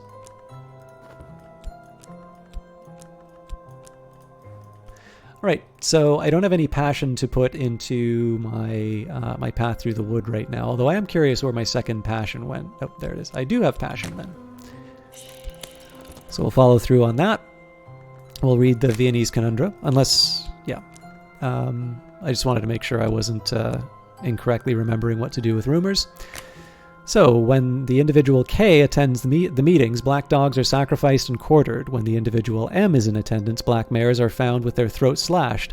I propose that that these sacrifices are not necessary, but that our Legion friends may consider them fitting. Herewith, diagrams of the mutilations.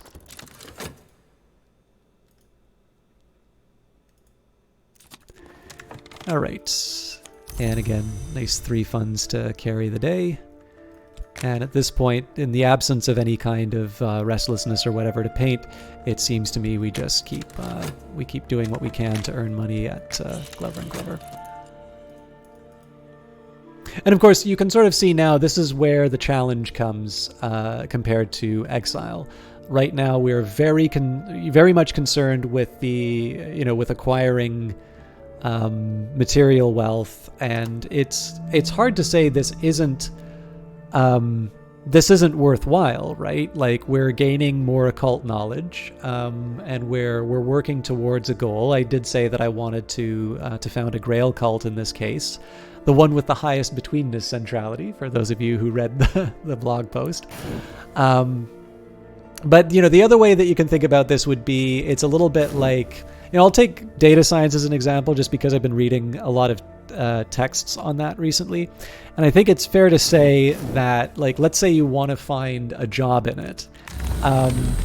There's always going to be another tool to learn, right? And this could be, I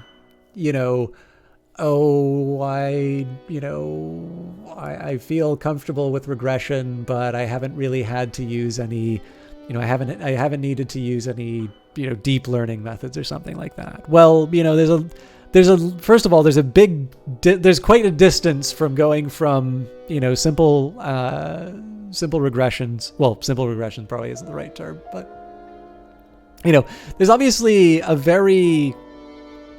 there's a very long path from going from one to the other. And it's also a potential situation where one tool may be appropriate for the problem they're running into. So obviously in my own case, I tend to use a lot of the tools that, other econometricians use, because there's a very well-established, there's kind of a very well-established, I guess rhetoric might be the best way. So, there's a certain expectation in terms of what the levels of significance will be for certain findings. Certain methods are considered to be ways of obtaining kind of a credible inference compared to others.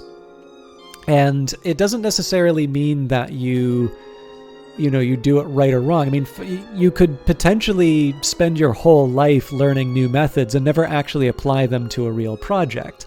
And it's a little bit like what we're running into right now. Now, again, I'm sorry to use it in sort of a tech / stats analogy, because I realize that that's not going to be something that a lot of people necessarily relate to. But you could also maybe put it another way. If you draw, there's probably, I don't really think anybody who is an artist has sat down and says like, well, I kind of know everything that I have to. There's nothing more for me to. There's really nothing else for me to pick up at this point. I know all there is to know about drawing. I don't think anybody has ever said that about their art. The fact of the matter is there's always going to be some area of improvement, but you want to make sure that you're not necessarily just spending the entire time studying the methods. You do at some point want to apply them. I mean, in some cases, if you're an academic, there can actually be some rewards in just purely staying in the theoretical. But even then, if you're doing something like pure mathematics, you are generally discovering new things. And in this case, this is an application of, the things that you've learned towards solving unsolved problems. So I think the analogy still holds. And this is, I think, the trap that you can run into in any of the original legacies, that because it is relatively comfortable to earn a lot and to wait for the ideal circumstances, you don't actually start doing the dangerous things until much later. And it's a little bit, in this case, you're waiting until you're like 95 before you finally actually go and pursue that lifelong ambition, which is not necessarily how you want to follow these things. Okay, so we had 2 influences. It probably would have been better for me to get the rumor, but an awareness of appetite. Every sense is heightened, every sensation deepened. A second-order influence, apparent to the perceptive, instantly recognizable to an adept. This can sometimes be used in some rites to summon minions, and some minions will leave it lingering when they are destroyed. So I don't believe that I can found a cult using an influence. I believe I actually have to have lore, but...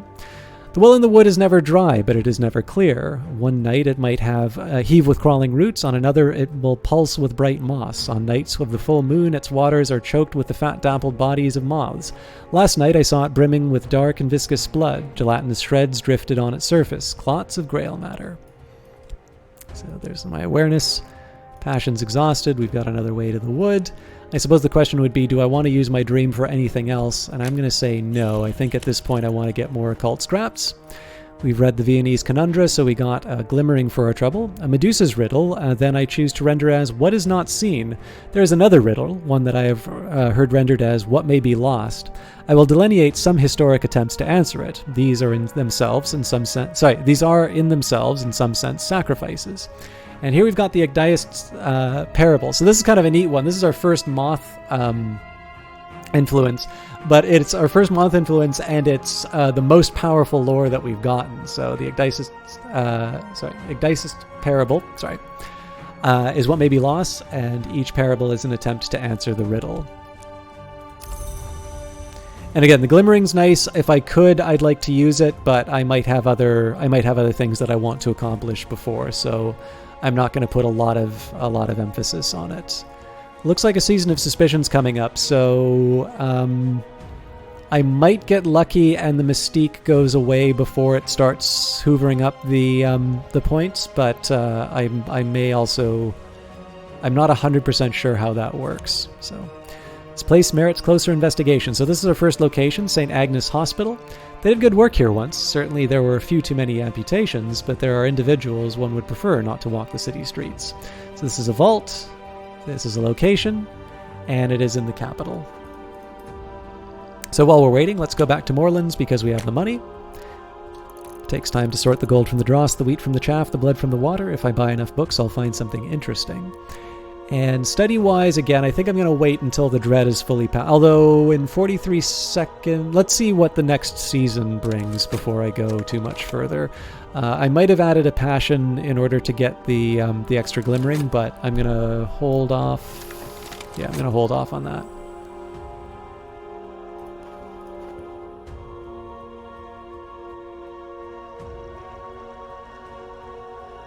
So as long as there's not a Season of Despair coming up, I'll accept. I'll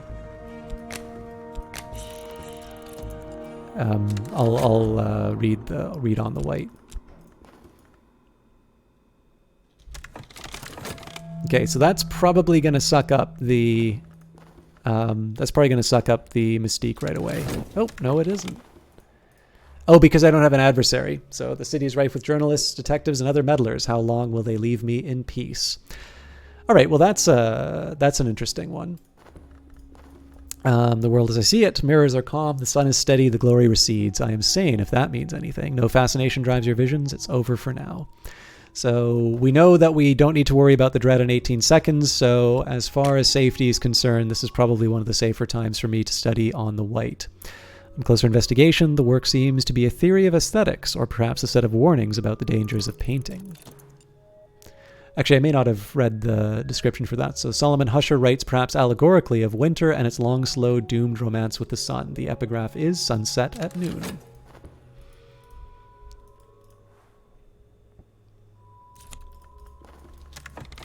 And we have the first volume, Locksmith's Dream, Portions and Proportions. Oh, sorry, second volume. The second volume of Teresa Gallmer's examinations of the parallels in the mystic dreams of artisans. The frontispiece has been slashed with a razor. So in this case, I'm going straight for another copy, or another book. I'm safe for now. The meddler's attention must be elsewhere. A relief.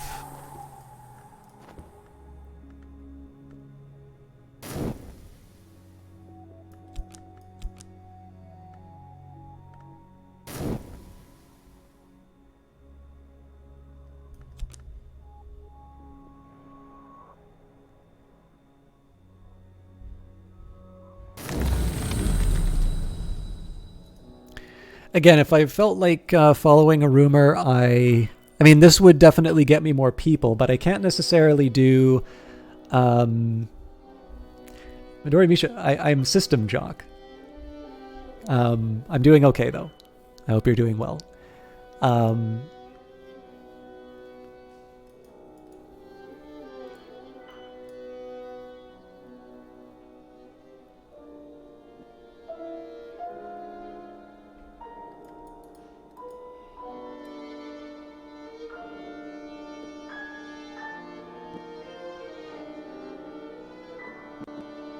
We'll do the Temple of the Wheel. Okay, so we got knock. Laces uncoil, windows swing open, locks move as if oiled. Second order influence, apparent to the perceptive, instantly recognizable to the adept. This can be used in some rites to summon minions. So particularly knock is helpful in this case, just again, given the idea of summoning. But I'm still not ready at the point. So like the rumors, the challenge with the rumor right now is that I'll generate notoriety and I don't have a cult yet. So that's a really easy way for me to get in trouble with the Suppression Bureau. We're waiting on Grail lore to be able to found the cult. And the only right that I have right now is the right of the Crucible Soul. I would need work for that. But I can sort of show you where the challenges lie. So last night I came to the wood in the high jagged rock called the Temple of the Wheel. Its flank, patched with black lichen and eye signs, opened like a mouth beneath my hands.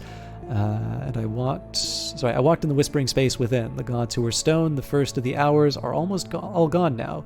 But here their voices remain, Wheel, Flint, Tide, and the others without names.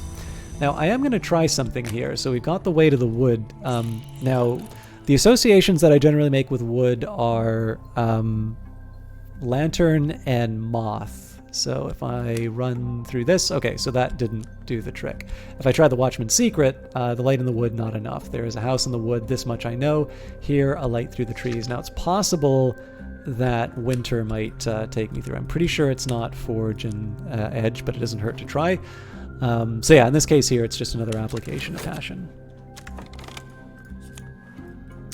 Deoris Book 1 in Latin, a 19th century reprint by the indefatigable Nathan Darcy Evers, a 14th century Latin translation of a 4th century work.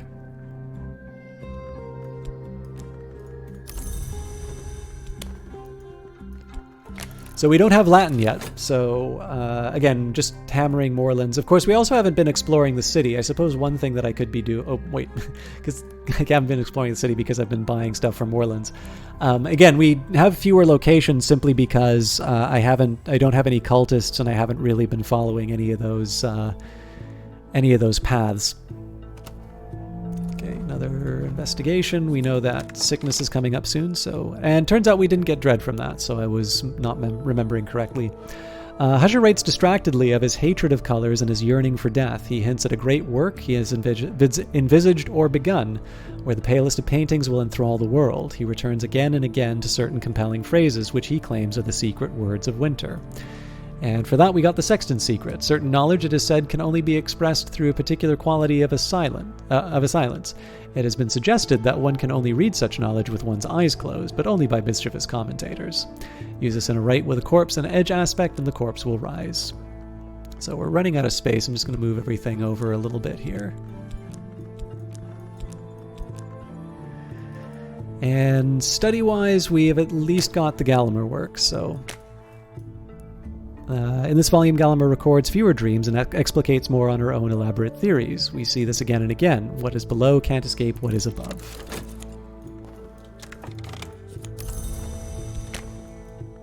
And again, I'm just hammering away at Glover and Glover. It does give me access to a bunch of materials. And we have Wrapped in the King. So this is a pretty high priority book for me to be reading. Detailed accounts by James Colin Murphy of secret bacchanals and ecstatic dances observed in necropolises and graveyards in southern Europe, in Egypt and in Anatolia. The author is a self-confessed ghoul and eater of buried flesh. He claims to have witnessed the dances while at his feasting. So again, in this case, I think getting more books is the best thing that I can be doing. Of course, it is less important now that I have something that I believe gives me Grail lore, but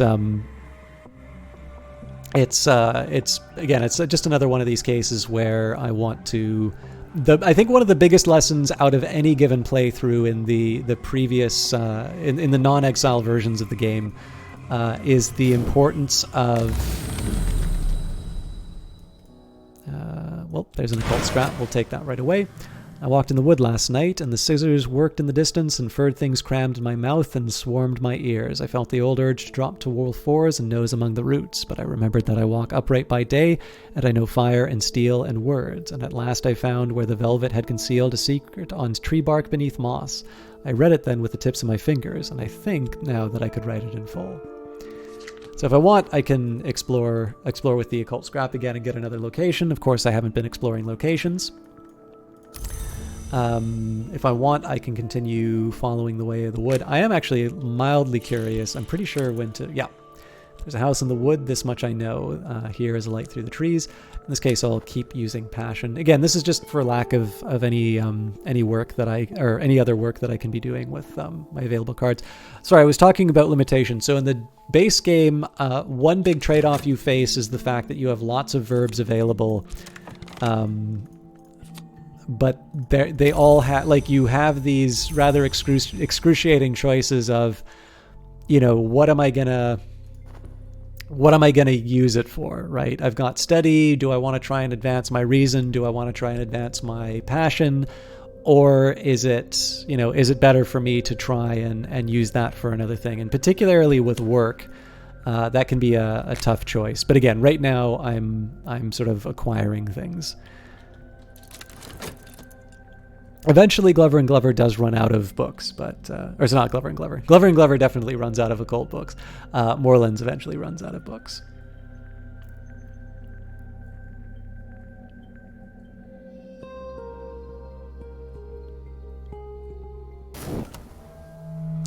Okay, we knew that was coming up. So one of the ways I'm going to get around this is I'm actually going to try doing physical labor to earn a vitality. So that'll give me a little money as well as the vitality to heal myself with. Read this volume of the Locksmith Stream. The finest artisans all dream of the white door in the end. I'm no artisan, only a scholar. I think there's a secret that all of these artisans know, but I think that secret is only half the story. So we gained some erudition for that. Of course, erudition was we got the last time that we read the Locksmith's dream. So if you basically, if you keep that in the back of your mind, you can sometimes get a bit of an advantage in terms of the order in which you read things. Again, I might let this erudition fall off just depending on the circumstances. So for instance, that glimmering I earned through another action, but I don't really feel I'm at a point where I can justify holding off the study I mean, even if I had, let's say, 65 seconds on this thing, I'm not entirely sure I want to not read Wrapped in the King, because it does give me the lore that I was looking for earlier. The dance is drawn from the traditions of the mysteries of the cults of Isis and Sybil, but include both symbolic and literal flayings, and the human heart is always central in the rites. The author punctuates his accounts with queasily sensuous descriptions of his own interrupted feasts. So the intention for this playthrough is just kind of to go through it normally. I have some achievements that I haven't gotten yet, so I am interested in pursuing those, but not in a case of single-minded. You know, I'm not gonna say no matter what I'm gonna pursue this particular ending. I do sometimes find it interesting to just take a playthrough in an interesting point. So for instance, with a name like Paul Samuelson, you wouldn't necessarily think that that's a sensation victory, but I decided to change the temptation to that anyway. So I have an idea about where I might go, but I have not set it in stone. Skeleton Songs, poems of greedy delight composed by the possibly pseudonymous Arbella Dusk, the rumored heiress turned madam turned poetess. Okay, for exploration, let's take advantage of this. Again, it's just because my funds are at 3. Oop, I said I was going to do the health thing. So part of this is unskilled labor, arms of bronze to work then. So when you add your physical, your skill, a stronger physique, and the higher levels of it, it shortens the time that it takes to do the physical labor. So in this case, I've got 2 extra seconds on Glover and Glover. It means that I can again pick up heavy things and put them down again. It does, of course, exhaust my health, but it does mean that I should be getting an early vitality to be able to cure the sickness. Another reason, of course, why I wouldn't necessarily want to tie up my study verb, given the fact that I've got a few things that I'm going to be using that for. Or sorry, it's not study, it's dream that I'm going to be using that for. Okay, again, I'm faced with Well and Temple of the Wheel. Let's do Temple of the Wheel, and here we've got a peculiar rumor. So this might lead me to someone I need, or it might mean something else entirely. I think this is going to be one that I do explore with, because I'll be founding a cult soon, too. Came to the Temple of the Wheel, that high and jagged rock, that memorial to dead gods. Those who take their own lives sometimes first cast themselves from its peak in dream. I found another sleeping soul scratching the sign of the eye into the lichen at its peak. I do not recall what passed between us, but I will recognize their face in the waking world. Okay, so dream I'm leaving open so that I can cure my sickness, and the peculiar rumor will be investigated in 33 seconds. Of course, I've got the money to buy something at Glover and Glover, but I gotta sort out my priorities. And if I can, I'd love to take advantage of the erudition, but that's a target of opportunity at this point.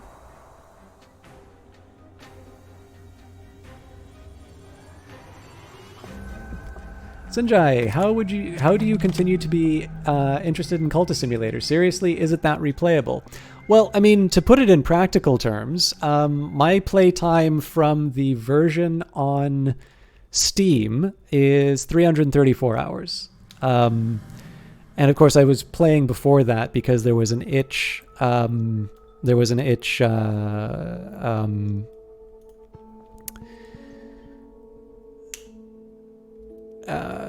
the early version of it. That's what I'm trying to say.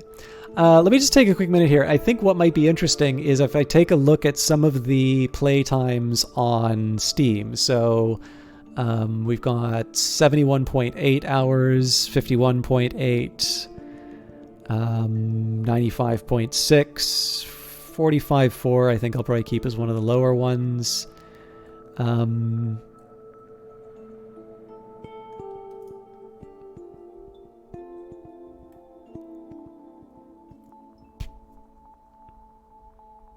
262.2.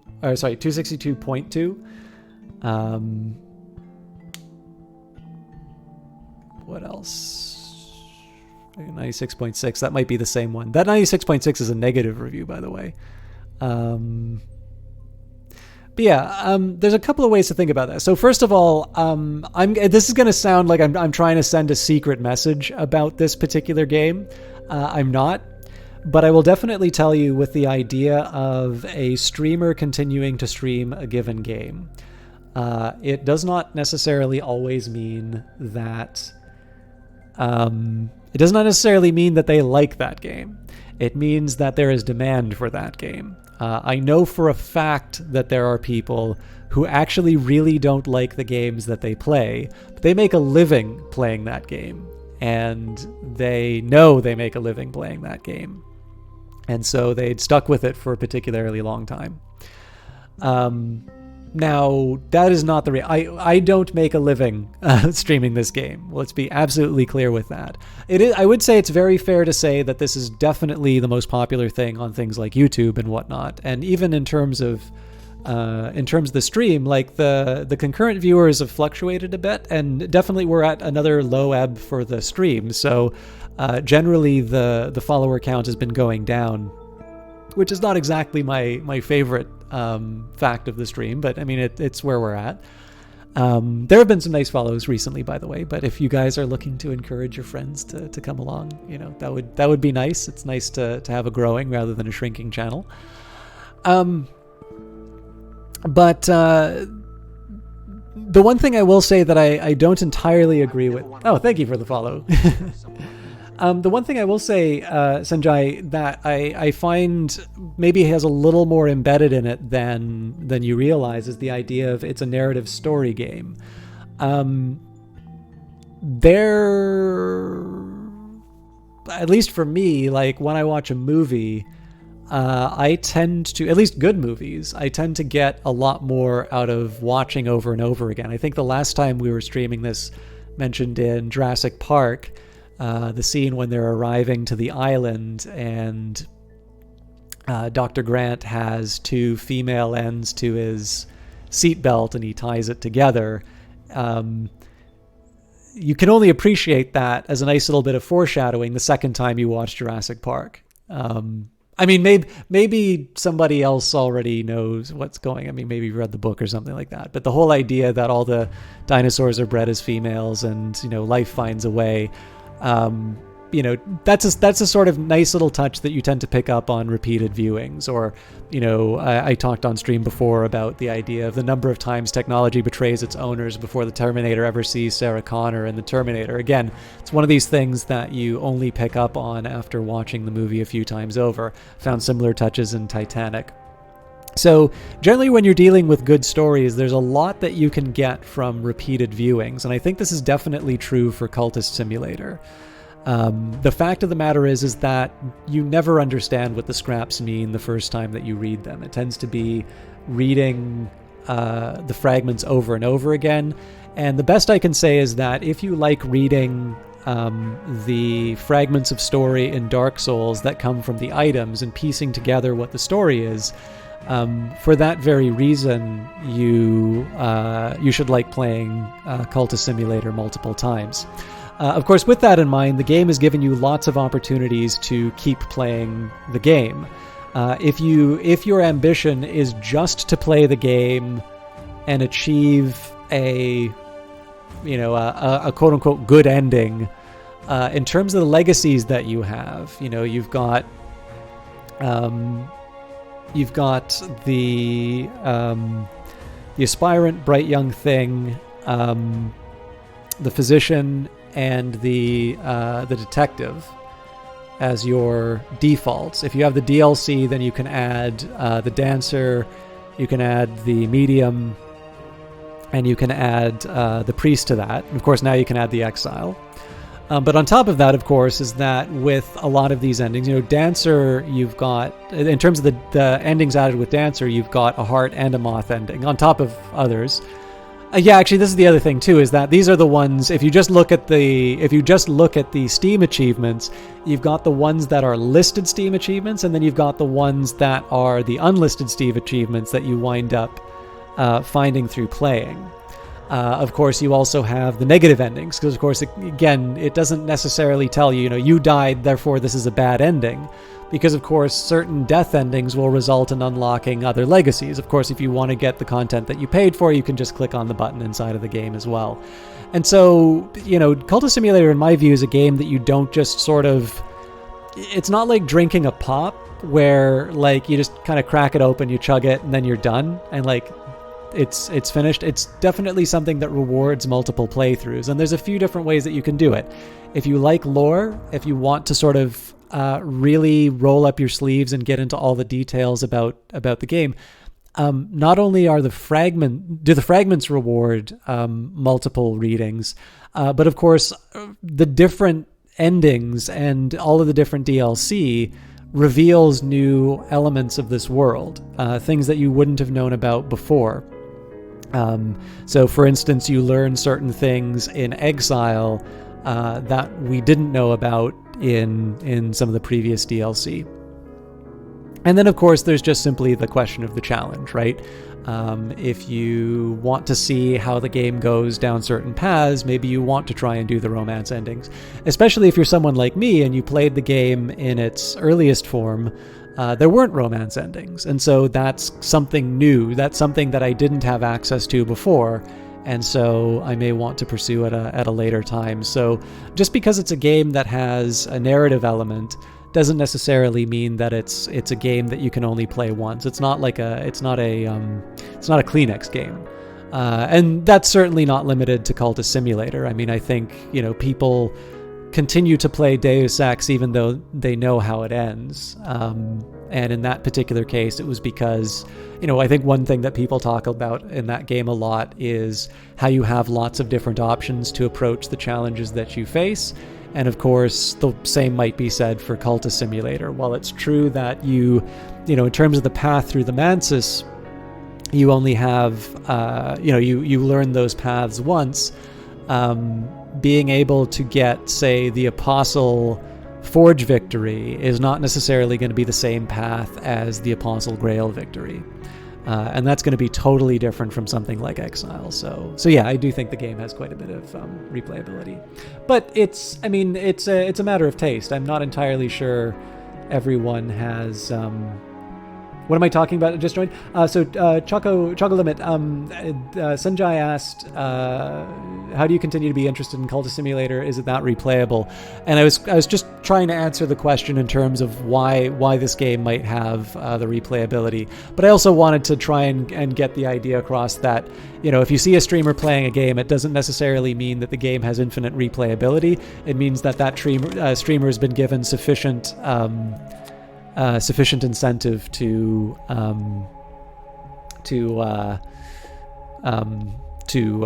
keep replaying it. Yeah, no problem. Welcome to the stream, by the way.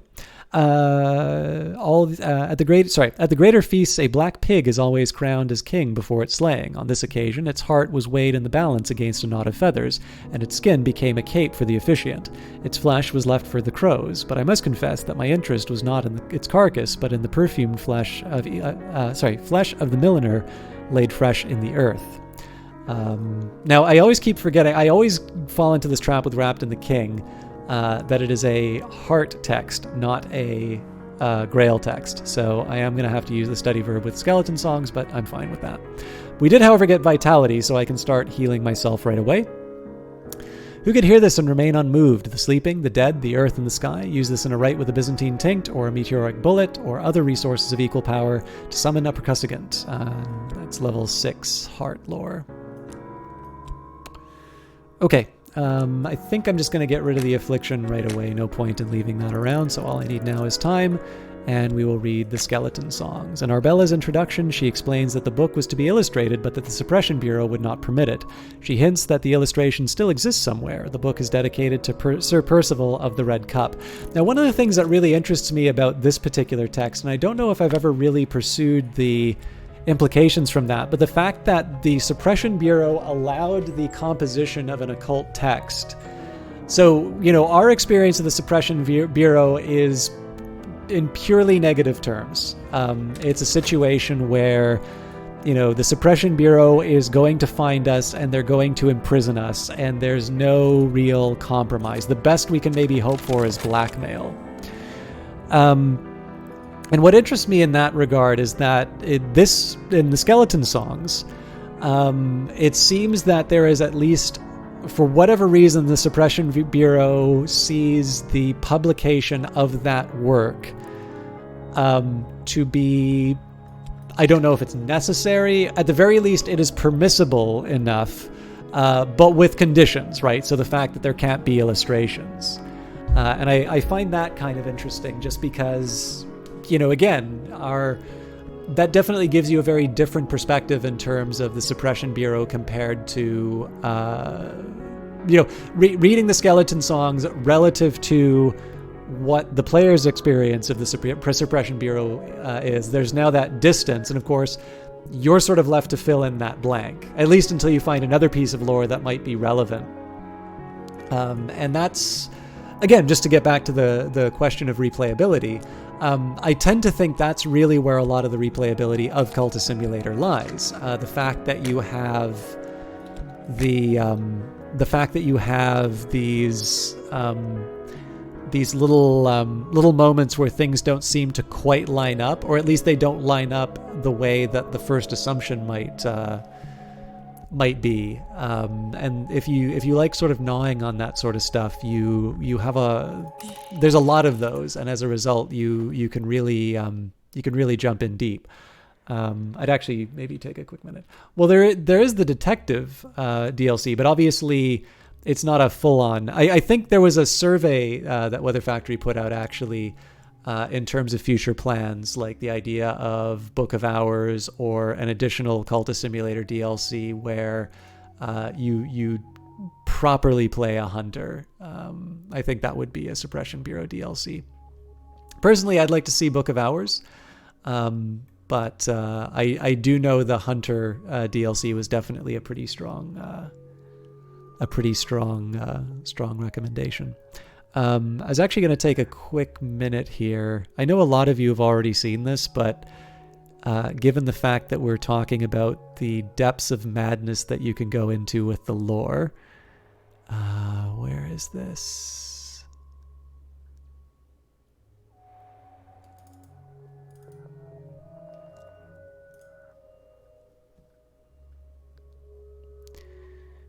So if you get sufficiently interested in Cultist Simulator,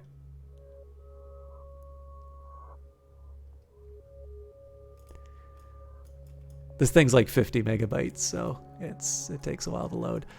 These are the, well, okay, you know what, let's zoom it out. So these are all of the, now this doesn't account for Exile.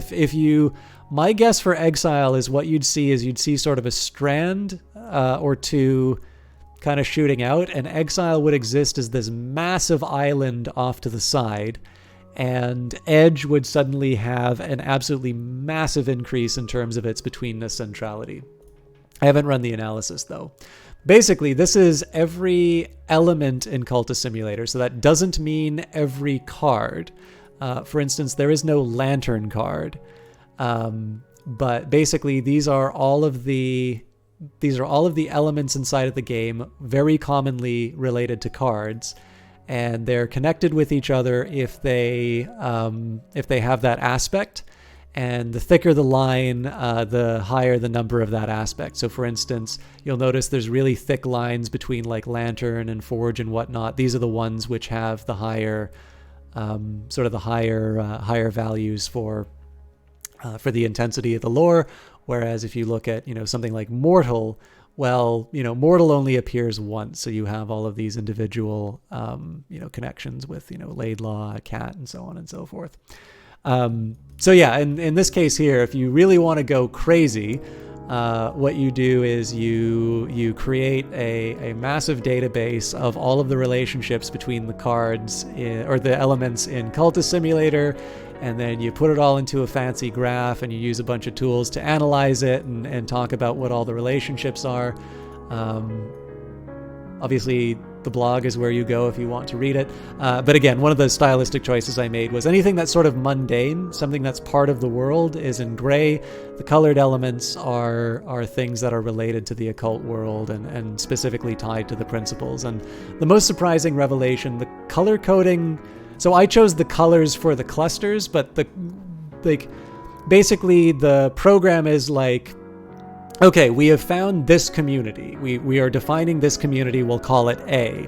What color do you want to give community A? So I was not the one to assign. I assigned the color yellow to community A, but I did not assign what elements went to community A. And one of the more interesting revelations was the fact that Secret Histories, for the purposes of this network analysis, is being treated as a subset of Lantern. And to me, I kind of took that as an indication, as at least within the structure of Cultist Simulator, that Secret Histories has sort of this tenuous status as a lore in its own right, as opposed to being something different, or I guess being a principle in its own right. Obviously, it has its own lore, but whether Secret Histories counts as an individual principle compared to something like Lantern or Grail, or that, at least if you go from the argument by communities, it isn't. But of course, most people I don't think would apply this kind of analysis to say whether or not something is or is not a principle in the context of the game. So it's an open question. I was also going to say, so one of the things that makes this graph a bit hard to read, other than just the sheer volume of text, these are all the text, these are all the in-game names. So like Traveling at Night 3, Textbook VAC, so on and so forth. I did do a version of this where I did try to do one version of this where I would actually use the in-game names for things, but then you get things like the Magus von Brandt's, True, and so on and so forth. Those titles really screwed with the formatting of the chart. So in this case, I kind of accepted that most people are probably not going to be looking at the titles of things, and so I just went for the shorter names on their own. So I don't think I have my Steam overlay enabled, but if you go to systemchalk.ca, you can read the full blog that was part of, if you guys are are interested in reading the full analysis. The only thing I'll say about that analysis is that it does kind of expect that you will have played this game and are familiar with it. If you're not familiar with the game, I do assume quite a bit in terms of, basically some of the insights will probably not mean as much, just because I assume familiarity with the game, because it is, of course, talking about the relationships between all the cards. There's not necessarily any spoilers in it, but it is one of these situations where, when I say something like even dread has its uses, that's a quote in the game. And if you don't understand that as a quote in the game, that's just going to seem like a weird little bit of text. Anyways, I suspect that at the end of the story, I may find someone who will hear what I have to say.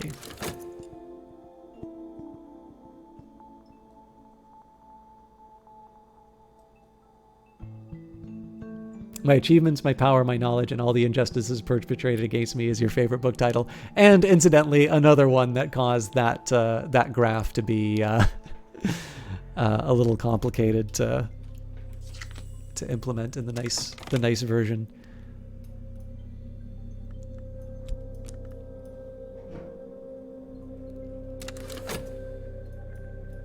I'm curious. I did not know if you hit tab, it automatically stacks. That's cool. Normally I just push this button, but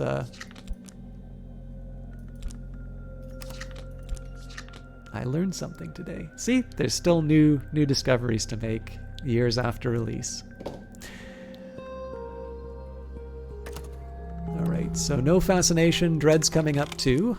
I have less of a worry about fascination just because of the fleeting reminiscence. The dread is something that can potentially sink me.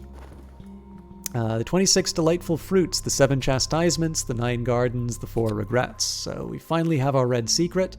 Some words are spelled correctly only when the proper ink is used. So in this situation here, I think it is high time I have a chat. Together we might be more. Found a mystical organization. Here is someone that I might work with, a companion or a follower. But first, I must give them something to follow. A society, a sodality, an order, a cult. Do I ever worry about losing at this point? Well, I mean, I think just a little bit before you came in, I was at 2 dread and on my way to earning another point of dread. So I definitely feel like it is possible to... I do feel like it's possible for me to lose, but generally I feel like I have a strong enough handle on the game where in the absence... So I feel in danger of losing because I am prone to making mistakes or prone to getting distracted. I think one of the reasons why this game works, even with the pause button, is that there's a lot of demands on you, right? So you need to keep track of work, you need to keep replacing it with the work verb. There's plenty of feedback that people have given saying it's absolutely tedious to keep manually going to work. And I'm like, well, isn't that kind of what it's like going to work? And in these situations, one of the ways that the game works, so to speak, is that there's a lot of demands. There's lots of sort of spinning plates. There's lots of things that you need to pay attention to. And so this is why I don't necessarily feel too bad about mistakes, because of course it's the game working as intended. You've got, again, this central idea, right, where you've got this mystical world, the world of the Mansis and Dream, where you would want to be spending most of your time, but assuming that you still require, your mortal flesh, your mind needs it as a fungus needs soil, you need to tend to that. And if you don't tend to that, then you're not able to pursue your higher goals, your higher calling. And so as a consequence, I think the distraction is intentional, and it's one of these cases where you, as a player, somebody sitting down, experiencing these things, you're going to have to face those kinds of trade-offs, those kinds of difficulties. And I think that's very much working as intended. So in terms of my fears of losing, generally, yes, I'm afraid of losing because I'm prone to making mistakes or prone to getting distracted. However, I think the game is structured in such a way that you're given enough opportunities to overcome the challenges that you face, that I'm familiar enough with how the base game works that I should be able to blunt most of the challenges that I run into. And if I don't blunt them, it is usually because I've made some kind of a mistake in judgment rather than because the game has particularly harsh RNG that puts you into a fail state pretty easy. You wish you came to the start of the stream to see the game from the start. You know so little about the game. So actually, I should ask you, Chocolimit, do you own the game, or is this just something where you're familiar with it? I only ask because I do actually have sort of a starter guide for people who really wanted a tutorial, but and because the game doesn't have one. I still think the game is most rewarding when you don't do the tutorial, but I also mention it because all of my playthroughs have videos on YouTube. So obviously we're 2 hours into this one, but if you did want to see how this one started, there's the VODs on Twitch. Those of course go away after 2 weeks, but this will definitely be going on to YouTube. So if you wanted an idea of what this thing looks like from the beginning of the run, I'm happy to give you the links to those sorts of things. All right, an unpromising address, but a promising resident. And of course, we wound up with Saliba, a very lucky find at the start. So Saliba is a man of prodigious appetites. He is long past the point where their satisfaction has given him any pleasure, but he's learnt so very much. He might be able to recruit this acquaintance as a follower. All right, so I'm certainly sitting on quite a bit of money, so we'll go back to Moorlands and buy more books. It takes time to sort the gold from the dross, the wheat from the chaff. The blood from the water. If I buy enough books, I will find something interesting. And of course, we got our second notoriety. So this is one of the reasons why I felt okay using the rumor, because I knew that I would be getting notoriety. My view on notoriety sort of is that it's better, if you know you're going to be generating one, it's actually better that you do all of the things that will generate notoriety at once. Because of course, the Suppression Bureau just needs one notoriety to mess with you. And so rather than sort of having this constant drip of notoriety coming up, which is maximizing the period of time in which the Suppression Bureau can do something with you, so I'd put it to you this way. It is better to have 100 notoriety on the table all at once than it is to generate 100 notoriety one after the other. Because, of course, with 100 notoriety one after the other, you know there's going to be a situation where the Suppression Bureau comes after you. Whereas if you do, right here, I've got 300 seconds with these 2 notoriety up here. If I get lucky and 300 seconds is a long time in this game. So this is still probably going to get eaten up, but I've minimized the target as much as I can. I know if I want to found a cult, I have to have the notoriety. And given that, I figured I might as well get a second follower as a result. You're thinking of buying it, but you rarely get yourself to play stuff with this much reading in it because you lose focus super easily. Well, I was just talking about how losing focus is kind of something that the designers anticipated, and it's one of the things that works, but I will 100% say that this is a game that does expect quite a bit of reading. One of the things that's so interesting about this game is that because it doesn't have a traditional tutorial, you'll notice that there's these little square brackets. So I've begun my true work. The authorities will take an interest in it. I must be ready for them. And then the bracket, you have begun to establish your cult. It will need a little more before you can recruit followers. So these are kind of notes from the developers saying, here's what this thing means.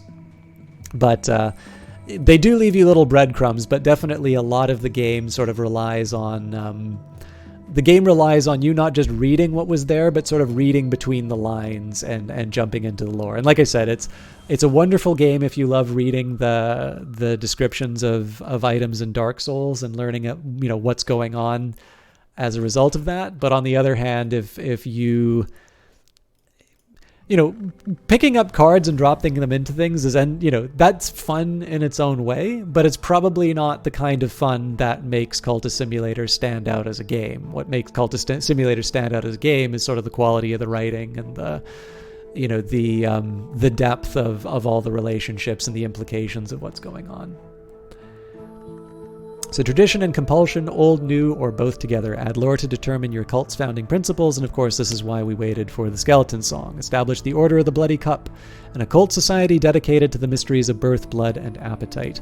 I suppose while I'm doing all of my actions here, we probably don't have enough erudition to make anything happen, but I can at least preserve this vitality by studying the health. The simplest explanation I could give in terms of things starting off, chocolate limit, is we started off as kind of a hospital porter. We lost our job, and we suddenly got this letter from one of my old patients who had died, and it basically described my dreams perfectly. It left some directions to a bookstore and sort of an indication that he was tracking another individual. That turned out to be Slee the acquaintance. And essentially the idea here is that we've been given this glimpse into this much broader and more interesting world of the occult, and we're sort of pulling that thread. We've taken up a number of books, and so we've gained quite a few fragments of occult scraps, and at this point now we're going from that knowledge and we're actually founding a mystical organization dedicated to one of the principles that we've discovered through reading the text. Probably pick it up after watching some more stuff on it to get used to how things work, so you'll have a bit of an idea at the start. I definitely say it's the biggest challenge with the game is that it was definitely built and intended to be played with the player learning as they went by. If you do want to understand more about the game, my YouTube, you can go to youtube.com/systemchalk, although it's like all of my archives of my Twitch streams. So, you know, the video that people use is like an informal tutorial. I think I called that like a beginner's guide to Cultist Simulator or something like that. That's a little bit hard to find given the structure of what how I've set stuff up. Obviously, there's lots of other people who've done it. I'm like a nobody on YouTube, but I just know that Cultist is like the only thing that I do that people watch on YouTube. But yeah, the only thing that I'll say is that this game was definitely designed to go in without knowledge, and to a certain extent, I think once you probably, the way you want to handle this is give yourself enough information about how the game works to understand whether or not you want to buy it. But I'd also encourage you not to go too far down the rabbit hole, because one of the most interesting things about the game, one of the most fun parts of the game, is having the aha moments where you figure out the puzzles on your own. You know, obviously there's no shortage of like walkthroughs, and there's a pretty active Discord that'll help you with any questions that you have. But the biggest reward for me, and the reason why I have so much time in this game, is from the process of figuring stuff out. So that's my one little caution. Although again, everybody has their own ways of engaging with games and getting fun out of it. So it's not, don't consider that an ironclad rule. That's just my own little, that's my take on the game. I've actually joined up not so far into the cult part of things, just getting going after a session of hoarding. Yeah, I mean, we're seeing, especially for those of you who only watch me play Exile, like you can absolutely see why Exile has the structure that it does. This definitely encourages you to sort of sit on your backside and not actually pursue your dreams. So, no, I've not tried that. I'll do, I mean, it's something I might try later, but in this case, I think I already have, obviously I do lots of chatting in between. And so doing something where I don't have a cult, or where, you know, I want to take all the books, or I want to do some kind of a challenge run. The challenge is that when I do the live element of the stream, I'm going to be interacting with chat. And so if I do like a challenge run like that, something that takes a longer time to go through, that means that I'll potentially be doing an aspirant run for months. And I'm sure there's some people who would really enjoy that. But I also know, to another dimension, some people will like not necessarily enjoy seeing me have an entire like 4-hour session where I don't even move up in Glover and Glover. And so that's why I tend not to do... I definitely have an idea for some gimmicky runs, but in this particular case, I don't think it's a style that would work well for the live cast. All right, so the hour that we serve demands that our passions are devoted to its purpose. I must give of myself. So of course we're taking up some of our passion before, which means we may not be able to go back through the woods right away, but that's fine because of course we're making progress. Again, ideally we avoid despair, but let's see what's coming up in the next period. All right, so Season of Ardors. So in the worst case scenario, we wind up with a contentment to save us. That also means we get another minute to let our notoriety expire, which is good.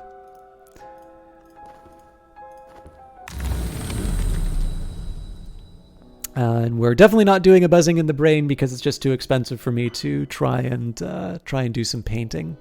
So let's go to the well this time. And we got some vitality. Exercise or something rarer has invigorated me. Use this with another vitality to improve your abilities. It lasts only 3 minutes if unused. So this is particularly fortunate for me given how my study's going to be turning out. The well in the wood is sacred to the Grail, the hour that hungers, and to the velvet, the hour that guards secrets. Tonight as I approached, it heaved with the velvet's moss, struggling waves of deep and vibrant green, pulsing again and again from its throat. It surged around my calves, rose to my thighs, and this morning I still feel the velvet's breath strong within me. So we're not able to go back to the wood because we've exhausted our passion, but we have 2 vitality, and then through our study, we'll be getting 1 in about a second and a half. And finally, my first recruit, a cult with 1 member, is only an unusual habit. I must have a recruit. So in this case, I'm bringing Saliba along. It seems appropriate, even though Slee was the first acquaintance. I had to bring along the Grail-oriented one.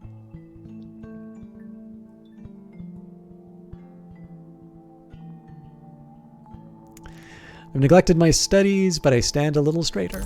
All right, so the one thing I want to do is combine these vitality into a lesson learned. And it seems to me at this point, I think it makes a lot of sense for me to pursue an additional vitality at this point. So what I'll probably wind up doing, depending on what I get from Moorlands, I might do another manual labor job. If I don't have anything that I can study from Moorlands, though, I might just okay, another collection of poetry. I may just wind up using the study slot. Again, we've got some time before I need to make a decision. Actually, I'll finish the job beforehand, so I think maybe at this point I might just do the job.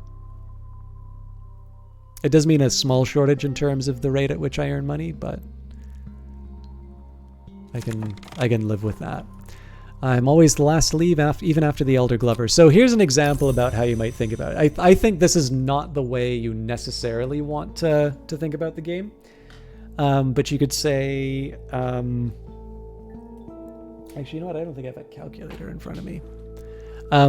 But one of the ways that you can think about it is that you get 3 funds, but the job that I have in Glover and Glover right now takes 70 seconds. So in this sense, it's basically I give up 23 and a third seconds for one fund.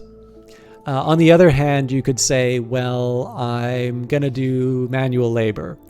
What do I get for that? Well, that's 55 seconds now. And in that situation, it's 1 fund for 55 seconds. So in that case, it's twice as if you think of time as your resource, it's twice as costly for me to use my stronger physique to earn a health. The challenge here, of course, is that, what's a vitality worth to me? Well, if I'm sick, a vitality is worth, so like if you've got a season of sickness coming up, you can actually, think of that as being 2 funds, right? Because you're saving yourself the cost of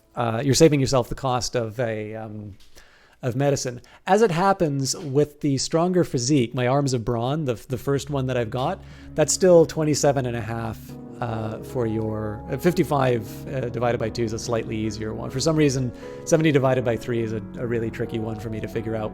But basically, if you really want to work out exactly the optimal strategy, technically what you would want to do in that case is you would still want to work at Glover and Glover and just pay for the medicine, because you give up less time in order to obtain the money. But of course, in this case, I need the vitality.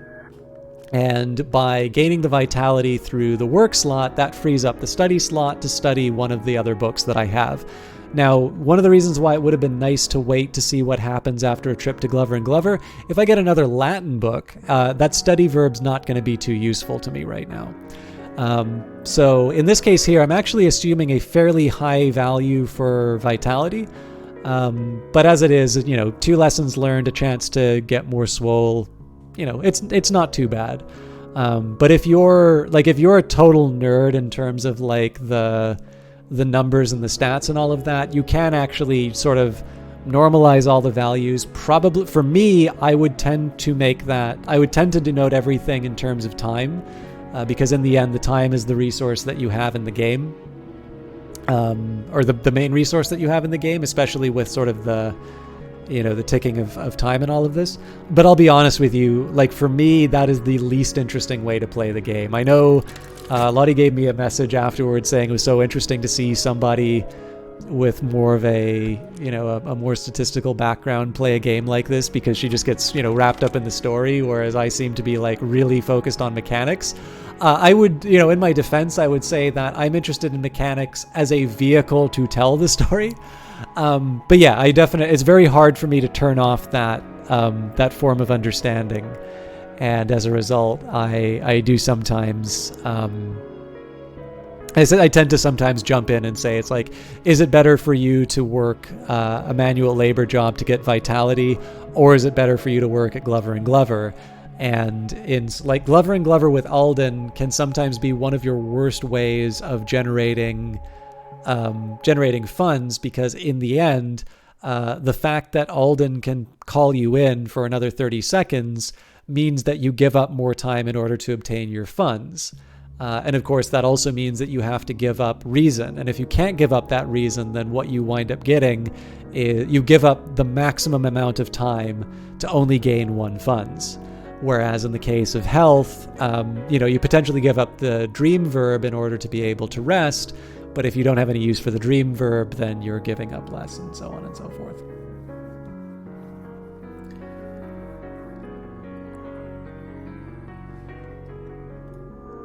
When in doubt, get more swole. Yeah, I mean, I've never felt. I know a lot of people. I think people get burned by starving to death early, and so they put a really high premium on health. I'm fairly certain I would be able to manage this with 2 health. I will admit 1 health I would find quite challenging.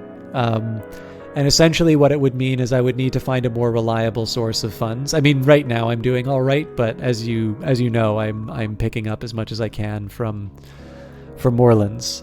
But I think once you have 2 health, I'm not entirely convinced you need to go like full beefcake mode to survive the game. So.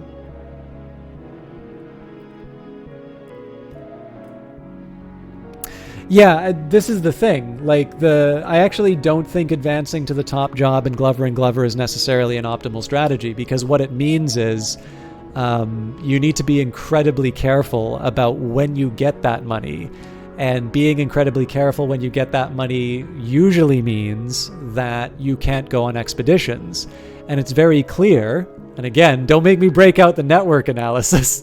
It's very clear that what you actually need for an ascension can't be bought with traditional money, and so as a result, your main method of gaining income is very fraught, and it potentially prevents you from being able to properly achieve your ambitions.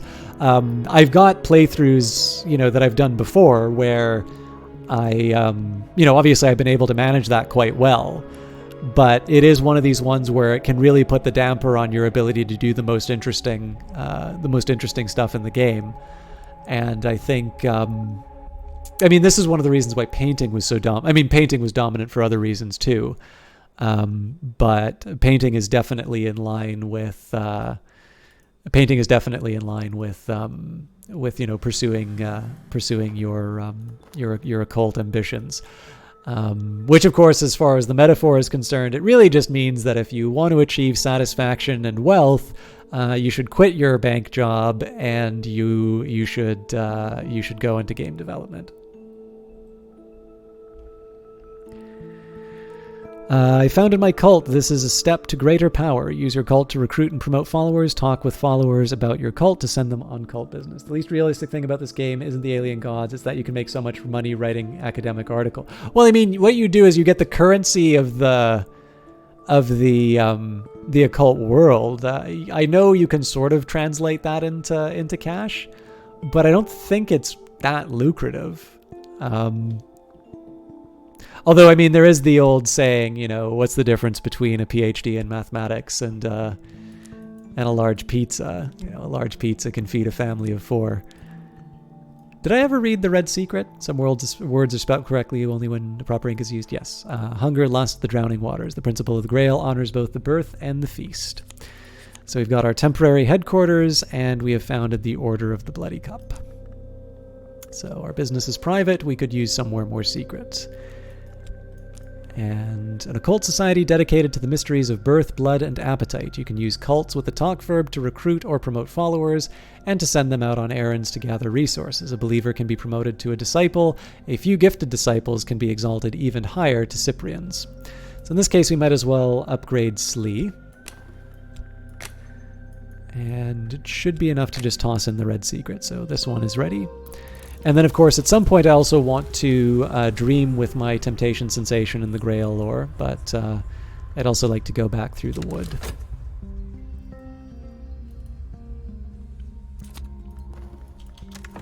I found something noteworthy, and we got Kittling Rape and Moldywarp's Grave and Other Stories, a lusciously illustrated tome of loosely connected children's stories collected by one N.K. Field. Few of them are remotely suitable for children, so we can use this with the study verb, although, maybe I do want to use the study verb for advancing my health now that I have access to it. And we'll keep going through Moorlands. So at some point when Moorlands stops giving me useful books, I will want to explore with one of my followers to be able to find the Ecdysis Club and the auction house. For those of you, again, unfamiliar with the game, the Ecdysis Club is basically an occult club where the performers take off their skin in these dances. One of the DLC for the game, the Dancer DLC, you actually play one of the dancers at that club. So they will not forget the savor that I have given them. So Slee speaks earnestly of his theories to all who will listen. The stars as tiny wounds, the sun as a hemorrhage of glory. His poetry is more eccentric than ever. So notice here that now these followers have their own sort of attachments to the mantis. So Slee is attached to Lantern. Saliba, his text has changed as well. Saliba understands blood. He does not yet understand birth. And he has his Grail aspect. So there's my vitality, a lesson learnt. And I still need to generate another vitality. I think in this case here, I just need to figure out how I want to spend my next few turns. I think I'll study the vitality first, so we'll leave Kittling Rape aside. And I can go through the wood, but given the fact that I have the red secret right now, let's take a minute and lock in my temptation. So should I dedicate myself to my purpose or focus my efforts elsewhere? So in this case, we'll take the red secret. I will dedicate myself to the pursuit of sensation. Look at that.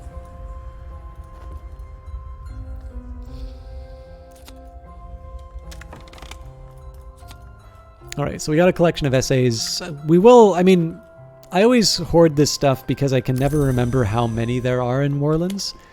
But the other thing too is I haven't really been pursuing advancing my my scholarship and whatnot. So I'll use these for the extra lesson learned if I really need. So I finished early. Here's my pay. Again, we didn't really do that for the money. Got my stronger physique, but now I will take the 2 vitality to turn that into a lesson learned. And once that's done, I'll be able to get even stronger. What was the black stuff? The effect of what? Oh, so when you perform certain actions in the game, it gives you... I might actually inspire it. So when you perform certain actions, these are the verbs of the game. These are the things that you can do. And so when you perform certain actions, there will be an image in the background to sort of show... It gives an idea of sort of what's going on, or it's just a meaningful image of some kind. So I can't remember if just standard working at Glover & Glover does this. So my job is demanding. I'll need to devote some reason to it, curl my hands into the correct shapes, and begin. No. Okay. But yeah, it's just every once in a while when you perform certain actions, just an image of what's going on or something related to that it just appears in the background. It doesn't really have any meaning meaning is maybe the wrong word. It doesn't have any effect on the mechanics of the game. It's just sort of something to create a mood. I found something noteworthy. So we've got Traveling at Night Volume 2, the annotated dream journals of Christopher Lopoli, sometimes called the only readable occultist. Literate, entertaining, bewildering. This is the 2nd volume. So we've got 2 occult texts that I can read. We still don't know Latin, so I'm not going to be able to read the Catholic ones. It takes time to sort the gold from the dross, the wheat from the chaff, the blood from the water. If I buy enough books, I may find something interesting. All right, so I think probably I'm going to get my ambition before... Oh no, actually this is going to take 8 seconds, so I probably won't have the ambition gobbled up.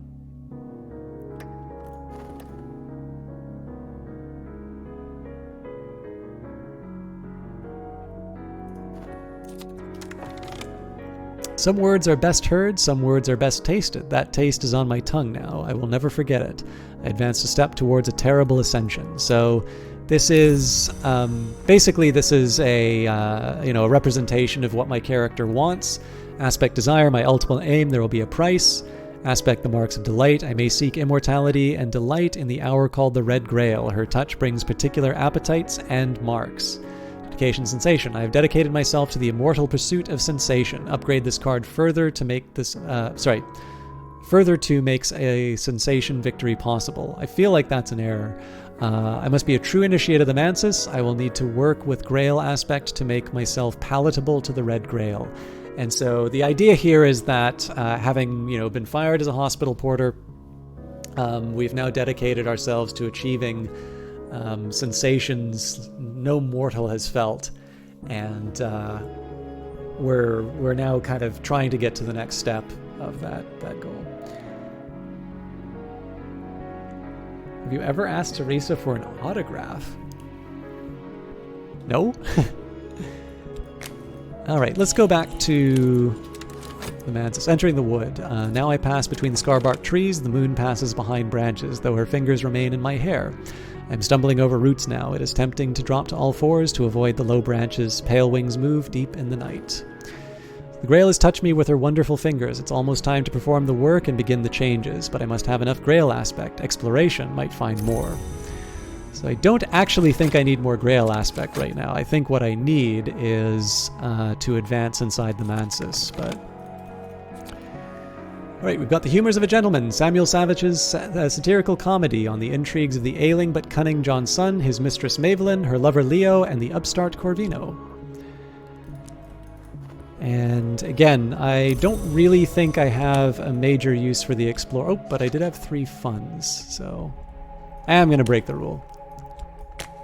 Add to your library. It takes time to sort the gold from the dross, the wheat from the chaff, the blood from the water. If I buy enough books, I'll find something interesting. Now, I think I'm going to try painting. This will get me some glimmering too. If I want, I can get some cash using the notoriety, but I think I'll be okay. So here's the other lesson learnt. And what I'll do now is I'll take my stronger physique, I will add 2 lessons learnt, exercise the body stronger, I will grow stronger still, which means I've got 60 seconds where I can't study anything. I also have a big backlog of occult text that I need to read, but obviously the lessons learnt are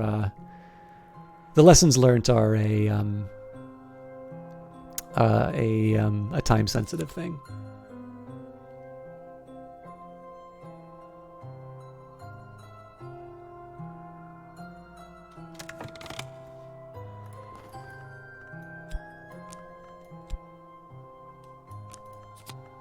I'm always the last to leave, even after the Elder Glover. Okay, so I wanted to be a little careful in terms of... I think I've actually blown it in terms of the amount of time I have available, but let's see whether or not I can pull this off. So obviously I need to use the 1 passion already. I'm a little reluctant to add the notoriety, to be honest, but I don't really think I have any better options here. So I will add 1 notoriety, knowing that this might cause me some difficulties. I'll use the restlessness as an inspiration so that doesn't turn into dread.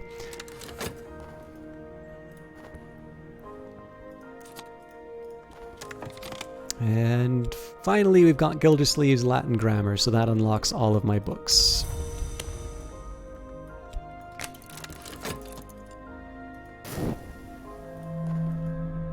Okay, getting lucky on the notoriety detection.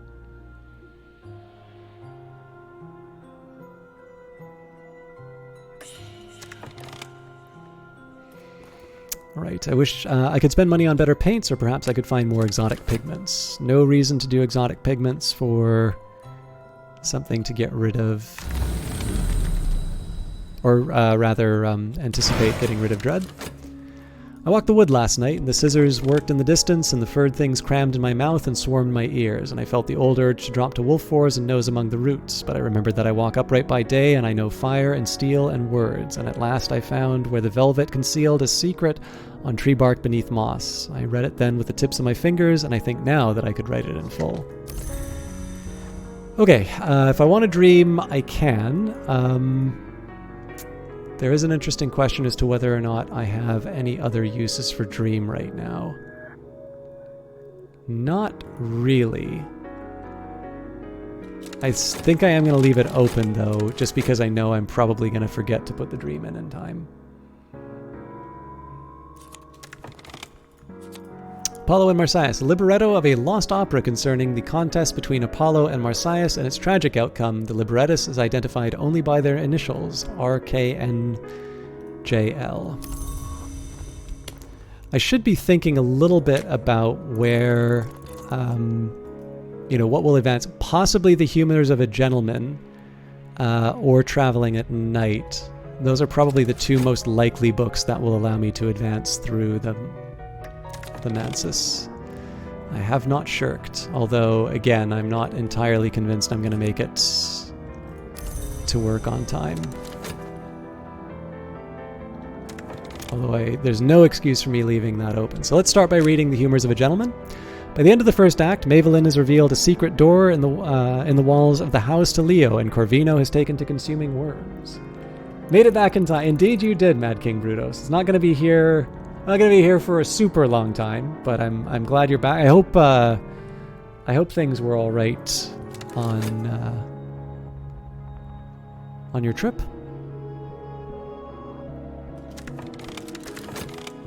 Oh, Jesus. Yeah, they got mad. Difficulty at work, demotion. My absence from the office has been noted, and I've been demoted. I'll need to argue persuasively to keep my job. Now, I believe this is actually a heavier loss in my case. My recent work is considered significant. I may yet earn a living from this. Nothing is certain. So that's what I get for talking when I should have been working a little bit harder on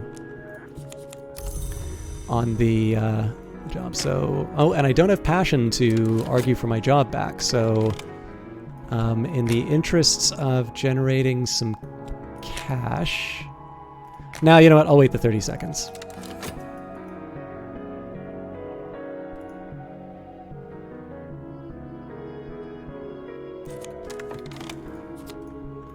I've got another histories book. So the 17th century mystic and antiquarian Claude Hirschelt describes divergent incidents in 5 major histories. So in this case here, I'm going to hold off on Moorlands for a bit because I'm going to be generating less money, and I do have a few turns where things are going to be ticking over. But there's definitely more things that I can do with exploration. In this particular case, I think I'm going to try and look for other locations. So, and actually, let's send Slee. Crowded thoroughfares by day, a fog-wrapped labyrinth by night. I'll set my minions to searching for opportunities. And Season of Suspicion's coming up, so unfortunately we have both Mystique and Notoriety that's going to be popping up. Now, I might get lucky in the sense that the Mystique will distract long enough for the Notoriety to go away. Unfortunately, there is going to be a hunter that generates because of the Mystique, so something for me to keep in mind.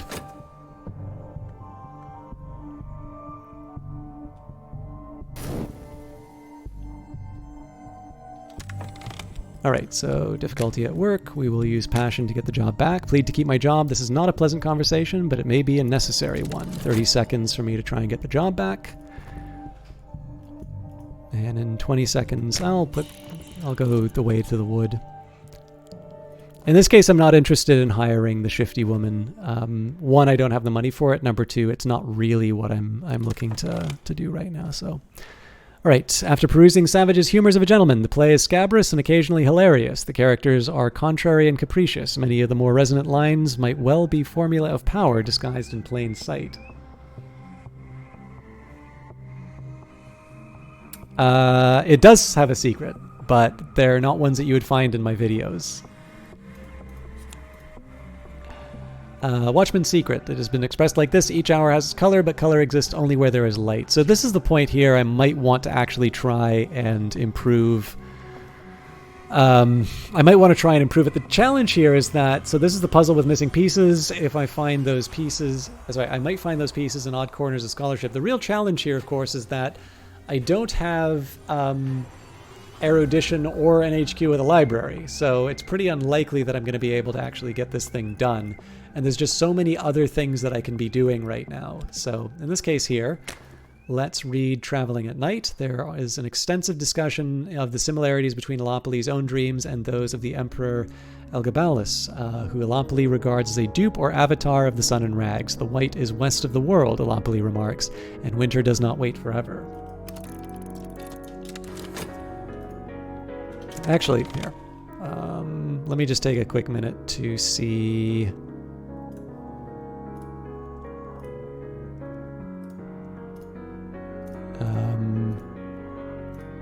I might be able to find this in the...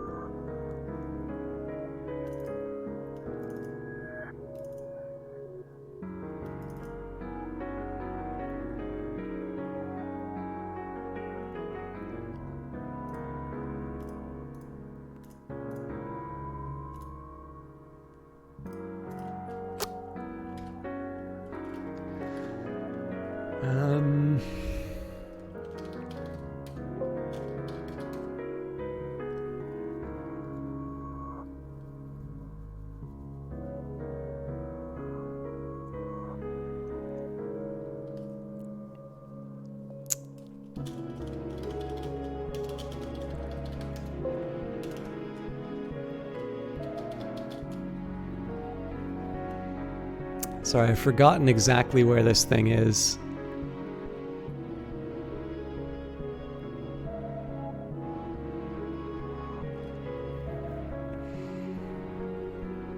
I'm not going to spend too much time looking for this, but I would be interested if I can find it. It'd be kind of fun. Ah, crap.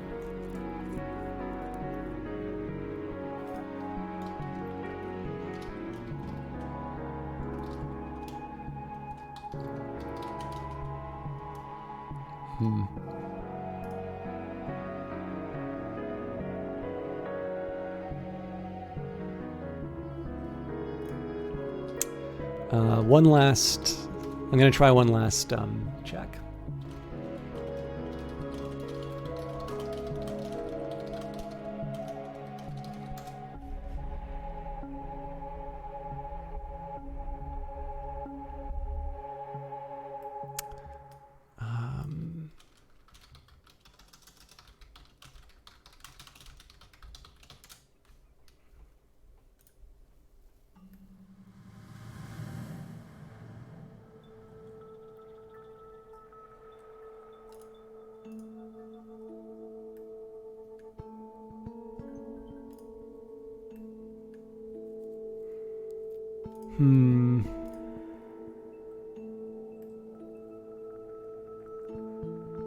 All right, I'm gonna have to look this up again. I've lost exactly where to find this thing, and I don't think it's worth holding the stream hostage for it.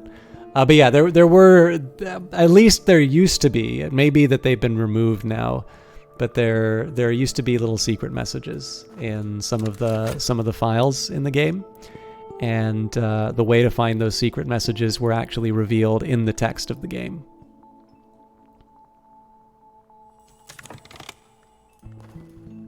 I've been offered another chance. I am apparently expected to be grateful. So notice this is a position at Glover & Glover. So I learn a little bit more. I stay a little later. Envy glints in the eye of the junior clerk who occupies my old desk. If you don't attend this job regularly, you might suffer a demotion. So here I am going to apply diligence to try and get myself back up, because that was actually a pretty good job, which did support my hobbies.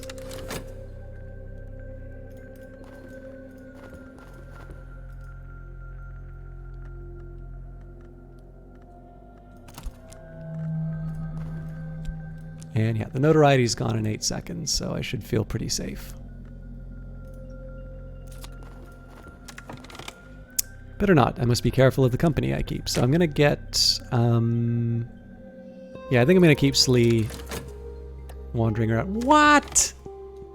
Are they supposed to take... Okay, well, with 0.2 seconds left of that notoriety, and that was the one that I put towards the... That is the most costly painting I've ever done. So we'll put in the extra hours at Glover & Glover.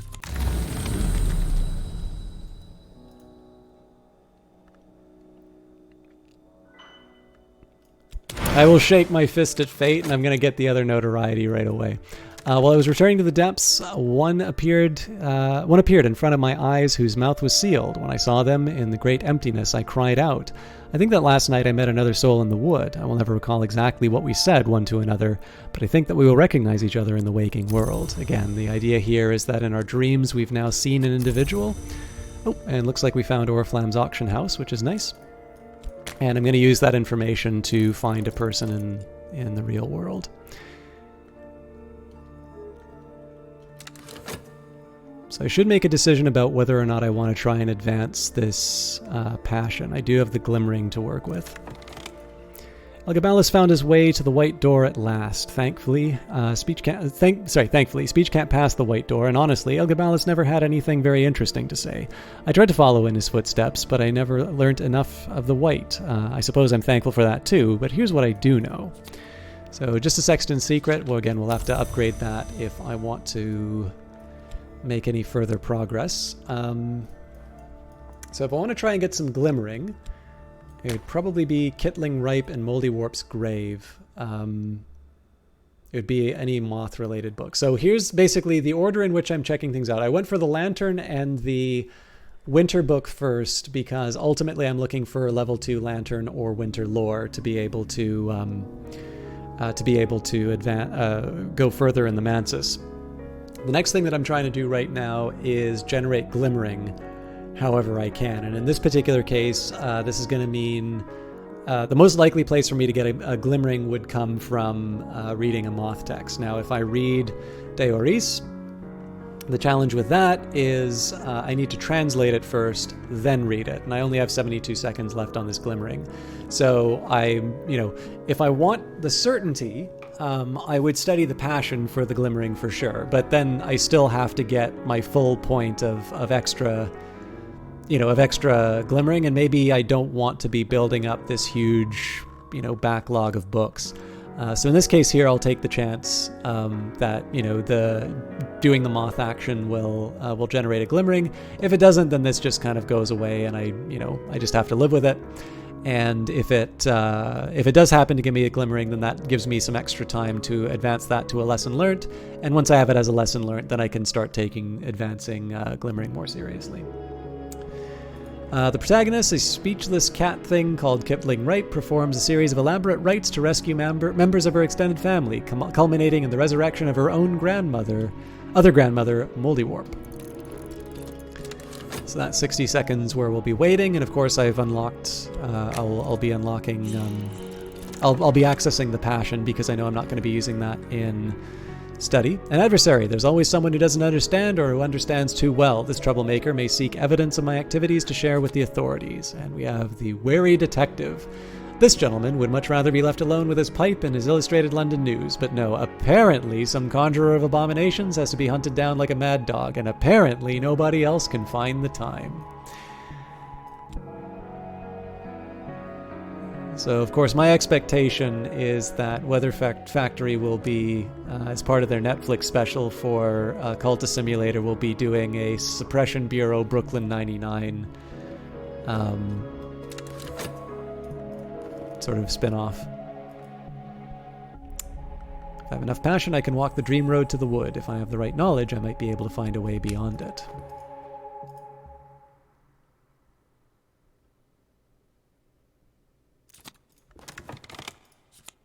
The younger Glover has taken me out for lunch at his club. I am to do more of the things that I do more carefully, and in return he will give me a little more money of the money I earned for his father. A little more of the money I earned for his father. So we've got my senior position back. I don't know why I put that there. Oh wait, I have the devotions. Oh wait, what? No! I don't see any way. Wow. Alright, well, this is kind of cheesy for me to do, but... oh, crap. Alright. I'm doing this to preserve the time for the senior position at Glover & Glover, so the reason can... I just need a little bit of a difference on it, but... My adversary is asking searching questions about my activities. So the 3 Mystique are going to be eaten up just in time for this to generate a proper notoriety. I've gotten very unlucky with the Suppression Bureau. Well, not unlucky. I mean, I made specific decisions, and I have to accept the consequences. Unpromising address, but a promising residence. So I got a hanger on for that. I might as well add them. I mean, I'm not really doing anything else with the talk verb right now anyway. But, so, usefully malleable, but they'll probably never amount to much. You might be able to recruit this acquaintance as a follower.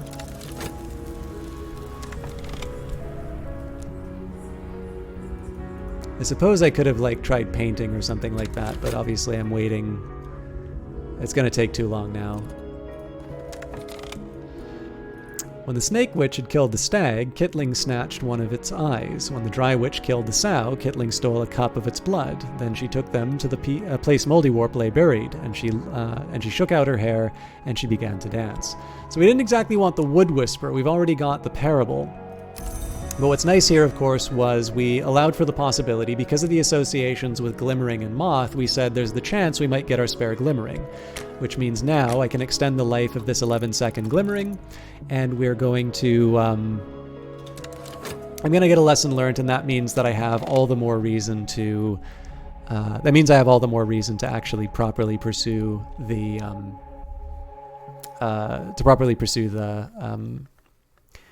the next lesson learned for my imagination. I'm not going to be going to Moorlands for the next little while just because I actually need to start working in Glover and Glover again. So here we'll get Slee to go searching the city again. And let's take another occult scrap. It's mostly just because I still have more areas that I can explore. So I walked in the wood last night, and the scissors worked in the distance, and furred things crammed my mouth and swarmed my ears, and I felt the old urge to drop to wolf wars and nose among the roots. But I remembered that I walk upright by day, and I know fire and steel in words, and at last I found where the velvet had concealed a secret on tree bark beneath moss. I read it then with the tips of my fingers, and I think now that I could write it in full. And again, this is to get the occult scrap. Secret histories are layered beneath the one we know, like notes in a rare wine. This is a detail from one of those histories. Exploring with this scrap of knowledge may uncover secret locations in the capital. I have the passion. I think I am going to use this towards the woods again. Thank you, Fragist. I mean, it's been a while since I've done a vanilla aspirant, and of course the aspirant does say June the 28th again. Now that obviously doesn't line up with my stream schedule, but it seemed appropriate enough, so I might have found somewhere unusual. So it would be fun to try Streets Strange by Moonlight. That's usually good for getting certain influences and whatnot, but it seems to me it's probably better that I try and find the Ecdysis Club before I go too much further. And again, I'm just waiting for the couple of seconds to start working at G&G again. Curl my hands into the correct positions, correct shapes, and begin. So in this case, I need to wait 70 seconds. By the way, for those of you who I could devote my life to this. So for those of you curious about the endings, if I were to put passion inside here, this is basically me giving up on cult dreams and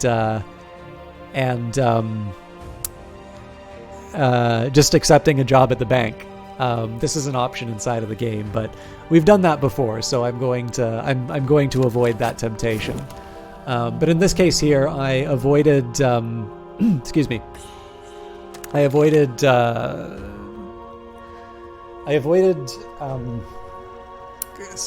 buying more books because I knew that it would be 70 seconds before I got the payday, and of course we're going to have at least one...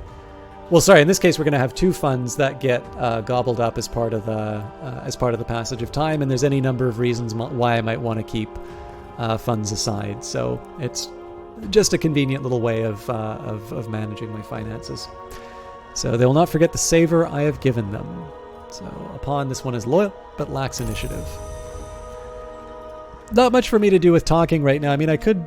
Oh, wait, it wasn't this. It's my lore fragments. So if I talked about the Red Secret, talking publicly about the invisible arts will attract attention. Perhaps that's what I want. I mean, I could try and create a treadmill for the weary detective to be running on with the mystique, but I'm not entirely sure I want to be... Well, no, you know what? Let's...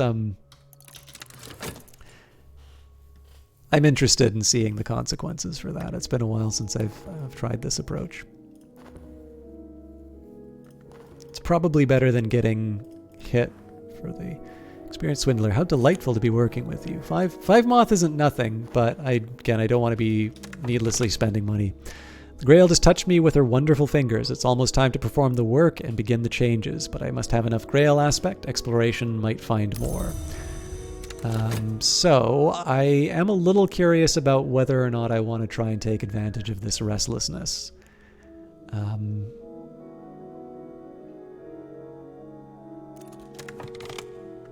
So here's my lesson learned. There's a big argument for me to try and do the painting again. So I've got 45 seconds. Yes. Okay, so with study, I think I'm going to translate Deoris. Improve my Latin. I recall a certain amount from my school days, but I need to brush up. So that's 60 seconds while I learn Latin, then the time to translate, and then finally put it through. Let's go back to the well. More vitality. Exercise or something rarer has invigorated me. The well in the wood is sacred to the Grail, the hour that hungers, and to the velvet, the hour that guards secrets. Tonight as I approached, it heaved with the velvet's moss, struggling waves of deep and vibrant green, pulsing again and again from its throat. It surged around my calves, rose to my thighs, and this morning I still feel the velvet's breath strong within me. How do we deal with Alden? Alden retired within like two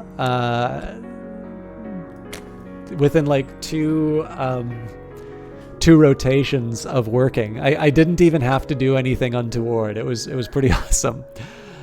So the question about whether or not I want to go through the way of the wood. Actually, yeah. So here I'm gonna sit on Dream for a while, and this is because I'll be able to use the notoriety in the painting, and then I can combine that with a passion. Everybody says it was luck, but you know that it's my raw skill at the game.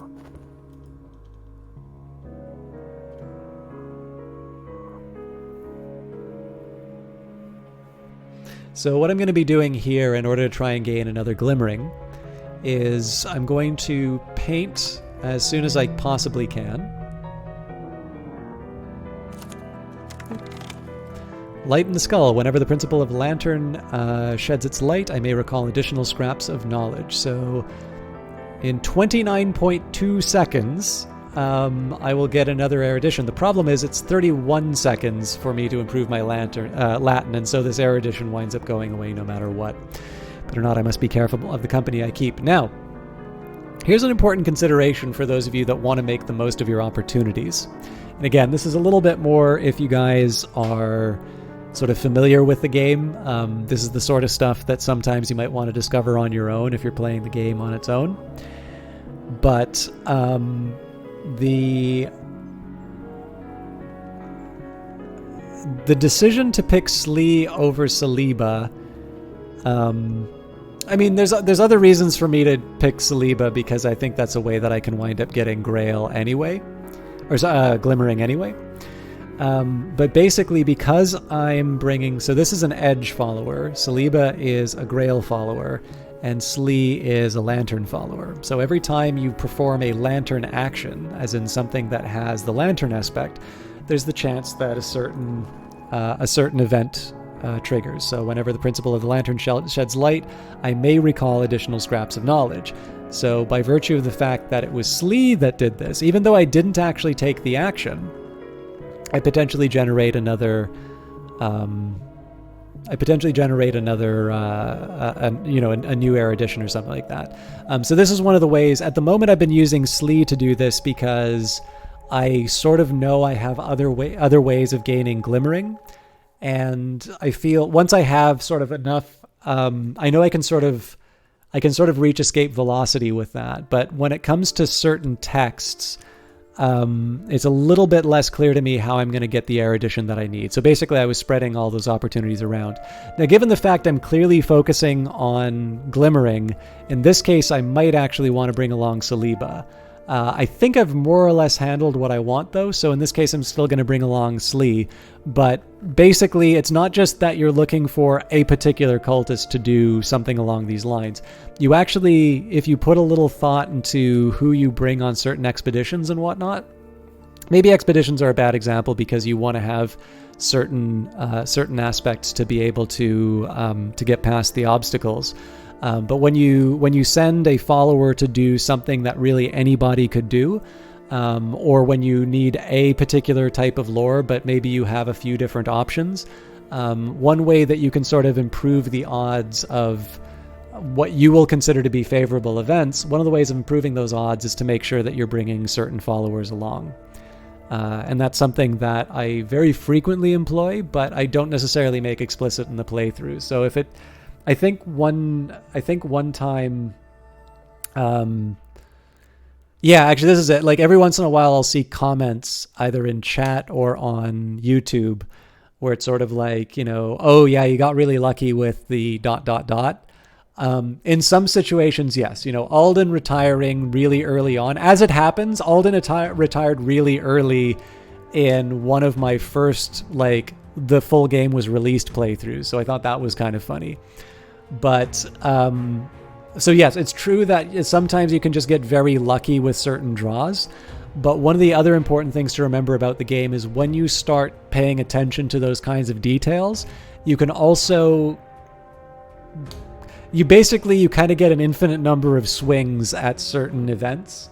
And so if you keep that in mind, all of a sudden the stuff that seems like it might be luck is really just a function of the fact that you're tilting the odds in your favor. Anyways, I was neglecting my thought. Okay, so let me just take a minute here. I am painting as early as possible after working at Glover & Glover. I'm using... I think I was saving the passion, but then the question is, why am I saving the passion? I'm saving the passion because I want to paint, that's right. I'm using notoriety as the second input to the paint. That's all good, that's why Dream is left alone, and Explore. I think I said that between trying Dehoris and the fact that if I have to, I can use passion and study is sufficient for me to work with the glimmering. Of course, I may just wind up with 2 glimmering from painting anyway. So I will send Slee to search the city because I think there's a chance that I might get erudition through other means. An acquaintance. I found someone who may be a kindred spirit, but I'll need to win them over. Winning over an acquaintance requires your passion, which has just been sucked up. That's unlucky for me, but I'm still going to go ahead with the painting.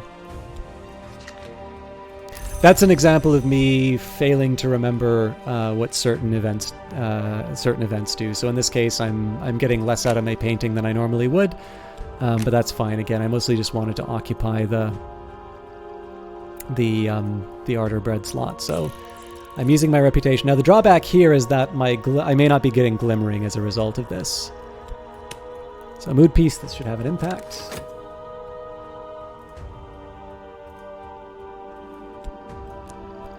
And my expectation here is that this should be done before I need to show up to work in my senior position. I might have found somewhere unusual, the Ecdysis Club. Now, if I'm so inclined, I might actually be able to get glimmering from attending the Ecdysis Club, but I may also be getting notoriety from that, and I don't need either directly at the moment, so I'm gonna leave it be. I think now is the time for me to pick up another book.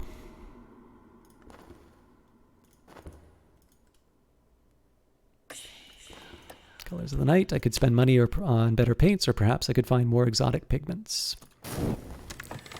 Alright, so more erudition to replace what I just lost. We've got 30 seconds before I'm expected back at work. The doors to the Palace of Memory are opened. A dead language, dead as diamonds. Some books must be translated before they can be read. I did forget to read the text for Gildersleeve, so I apologize for that. We'll take Scholar Latin, and we will translate Dehoris in Latin, a 19th century reprint by the indefatigable Nathaniel Darcy Evers, a 14th century Latin translation of a 4th century work. Lock the study door, the work begins. So he's got nothing to find, but they'll definitely be running for 53 seconds. So if we're lucky, he winds up eating some mystique that we generate, but I think the fact of the matter is I'm going to have to deal with the notoriety at some point. So I found something noteworthy. I'm going to hold off on going to Moorlands again, so in this case we'll take another trip with Slee. Crowded thoroughfares by day, fog-wrapped labyrinth by night. I'll send my minions to searching for opportunities. Oh yes, if I wanted, I should be going through the Way of the Wood. I've got the Passion available now. Should have done that earlier, but finished. Competent work. There's nothing to be ashamed of here. Alright, there's contentment. My recent work has drawn some attention. Something should sell. So I've gained some overexposure. As a result, I gained some contentment. Ah, that's a shame. So in this case, we didn't walk away with any... So we got some money. Didn't walk away with any glimmering. This was not entirely unexpected. That's interesting, though. It's not recording the overexposure on the Vivid Imagination. I wonder if that'll change when it expires. So yeah, that's a shame. I was kind of hoping to turn that into a glimmering, but I have other means. It does mean though I'll probably start bringing Saliba on some missions. All right, there goes the notoriety. There was nothing else that we generated. Extra contentment though. I'm very content. And true to form, we get another. Erudition. So Dorothy, an acquaintance, has emerged. Dorothy is an enthusiastic sort with an eclectic reading habit. She is fascinated by my hints about the shapes beneath the world's skin. You might be able to recruit this acquaintance as a follower. So I've got some mystique, got my red secret back, but of course we will employ that to bringing her into the fold as early as possible. So recruit an acquaintance by invoking Grail. This one is ready. I'm also trying to see, I don't think there's any undesirable things that I want to include, so. There's the image we were talking about. Oh, I need to be doing some exploration, so I'm going to get the extra erudition. So in this case, I am going to send Saliba out just to bring balance to the force.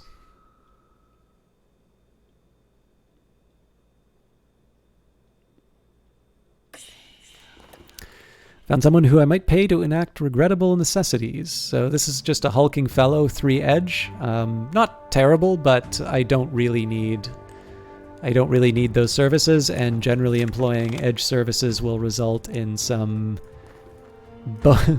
I'll call it bonus notoriety. Put a positive spin on it. I will not forget the savor I have given them. Dorothy is an enthusiastic sort, and I have turned her enthusiasm to our advantage. So we've got a heart follower. I suppose I should probably set this up properly. I'll put the followers under the columns that they're close to. Slee would be lantern, and then Saliba would be on the far right. All right. I don't think there's any well, do I want to possibly suck up my passion again? I'm probably not going to be painting again that quickly. Oh, the overexposure's gone, so... Nope, looks like for one reason or another, it's not represented on Vivid Imagination. That doesn't mean that I'm not being affected by it. It does mean, though, that it's not being reported on the... it's not being reported on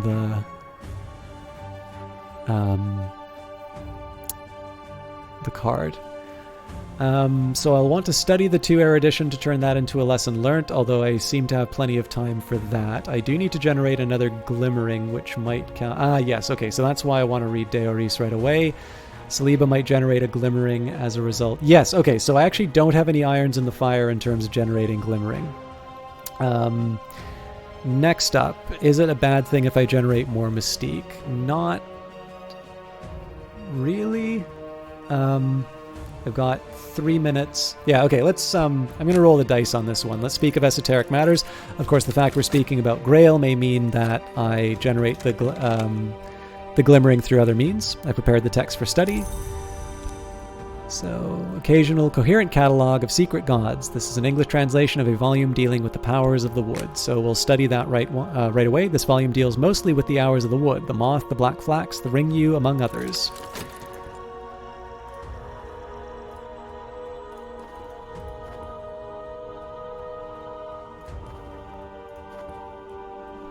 And after payday, we should be able to start buying books again. I don't think I want to generate notoriety quite yet. I think probably it's not a bad time for me. Sounds like somebody's firing off fireworks. Let's go back to the Temple of the Wheel. Trembling airs. The toes tap, all is brisk, and all is well. A second-order influence apparent to the perceptive, instantly recognizable to an adept. This can be used in some rites to summon minions, and some minions will leave it lingering when they are destroyed. In the wood beyond the walls of the mansis, a jagged rock rears like the petrified remnants of a dancing giant. I trailed my hand along its flank over the eye signs and lichen of the crude graffiti of the lesser wood powers, and I felt the thrumming of the wheel which is past. It is past, but something continues.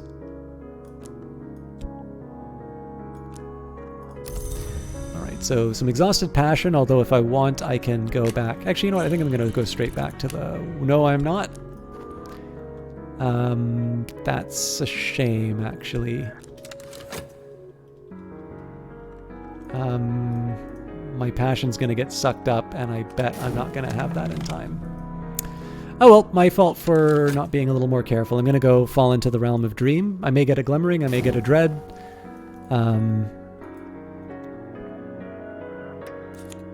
Alright, considering the evidence, I'm certain that my adversary has lodged a copy of their notes elsewhere, with their solicitor, with their superior, even with a contact in the press. This is troubling.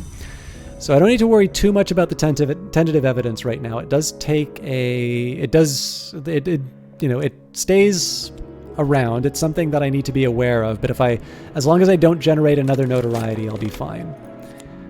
I am always last to leave, even after the Elder Glover. So in this case, let's keep working at G&G.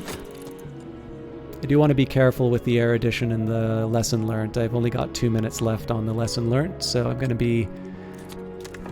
I do need to be a little more thoughtful in terms of how I'm generating some of these things. Now, the Restlessness only has 60 seconds left on it, so the Grail has touched me with her wonderful fingers. It is almost time to perform the work and begin the changes, but I must have enough Grail aspect, exploration, might find more.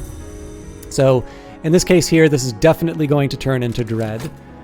There may be a good argument for me to paint, that would have been a good argument for me to paint, but as it happens, I know that will turn into Dread before anything else, so better not. I must be careful of the company I keep.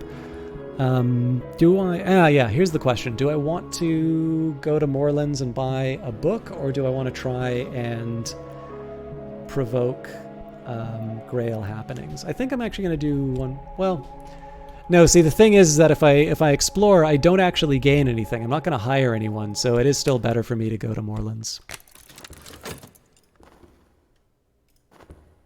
I mean, I might as well put the passion in. I'm fairly certain. Well, no, actually, I might get lucky. I might have a mentor who shows up for reason. That's exactly what it is. I found someone who may have resources of use to me, but I'll need to impress them. Impressing a patron demands your reason. We'll have that available in 24 seconds. And Deoris gave me another erudition, which is cool, but not quite what I needed right now. So I'm actually getting a little desperate as far as getting this extra glimmering. I need to generate... Oh, God. The glory is a question, and the moth always answers yes. The black flax answer is no, and that is always its answer. Okay. So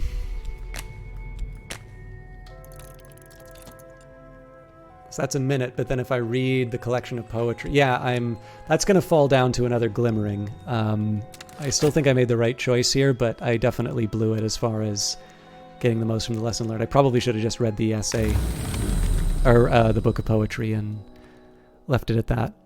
Okay, if I wanted, I could do buzzing in the brain, and then I would turn that into restlessness, which I could paint with, but I don't exactly want to provoke that, so let's go back to the well. Got a peculiar rumor, so the question would be, am I willing to eat the other notoriety, given that we've got evidence on the table?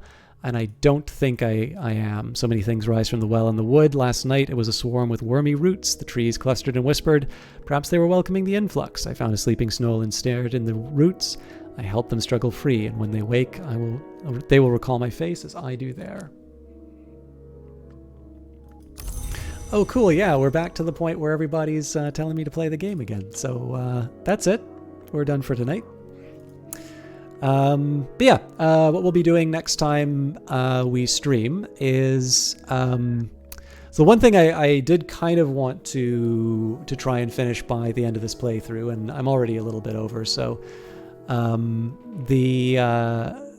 basically, the one thing I was hoping that I would do would be to advance through the wood. And as it happens, I didn't get the higher lantern or winter through just naturally reading books. Obviously, you can try to advance that lore, but I'm at the point here where I have a fairly reliable stream of income. I know I'm going to want to read all the books from Orleans anyway, and so it seemed to me the best use of my time would be to just buy them and read them. So that'll be the next thing that we shoot for. The fact that we'll be getting a patron as well is also something that's gonna help us out. But yeah, this was Cultist Simulator again. This is basically the base game. So if you pick it up during the sale, it's currently 33% off. There is also the Ancestral Edition, which will include, I believe it actually includes all of the DLC now. So that's technically a way that you can get Exile on discount. Obviously, it's a smaller discount overall than all of the other things. But of course, Exile was just released, so I think it's a reasonable. I think that's probably a reasonable division.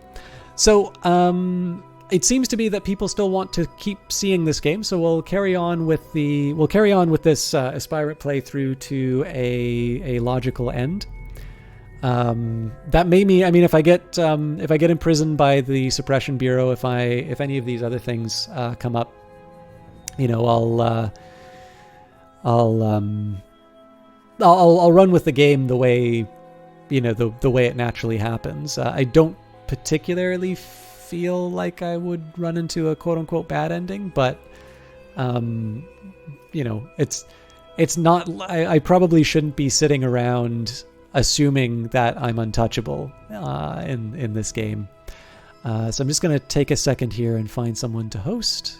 And as far as the rest of the stream is concerned, on Friday, I will be back for Outer Wilds. I'm really enjoying that. I've definitely hit a bit of a wall. I think I definitely find I find the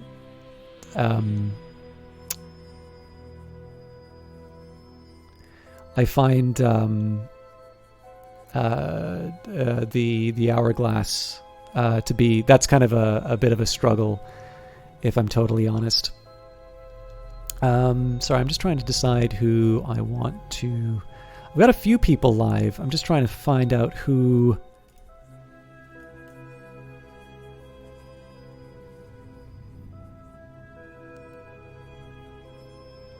Actually, you know what? It looks like there's a couple of other people playing this right now, so it probably seems just as well to pass it on to them.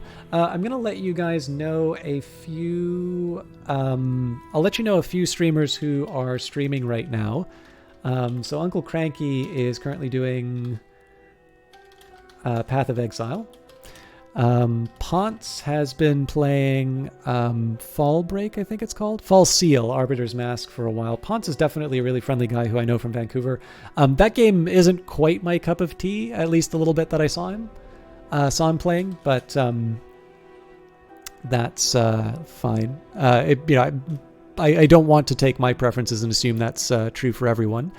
Apocalypse is currently doing Just Chatting. She's actually the one who I would have hosted tonight, but given the fact that she's on Just Chatting right now, and we've got a couple of people who are streaming Cultist Simulator right now, it seems good.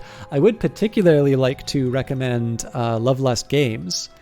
Love Lust Games is currently doing Project Zomboid. She's definitely a very friendly and definitely a very supportive streamer of mine. And again, she's someone who I really would have hosted after Cultist Simulator had it not been that somebody else was going through. So these are some streamers that I highly recommend you check out.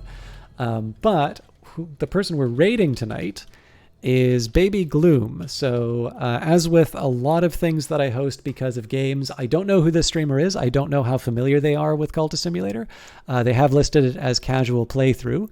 But I figured if you guys like this game, it's probably better that I pass you off onto something that you know you enjoy.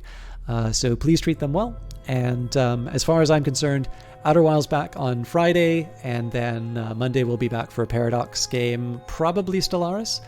And then on next Wednesday, I'm going to be at the Dirty Rectangles meetup. And so if you're only here for Cultist Simulator, that will not be next week, but the week following next week. Second Wednesday of every month is dedicated to a local game developer meetup. So I do encourage you guys to stick around, though. So we'll just get the raid started up. And then as soon as the countdown finishes, hopefully we get a few more people than are currently checked into it. Once that's done, we'll pass along. All right. Hope you guys enjoy Baby Gloom's Cultist stream.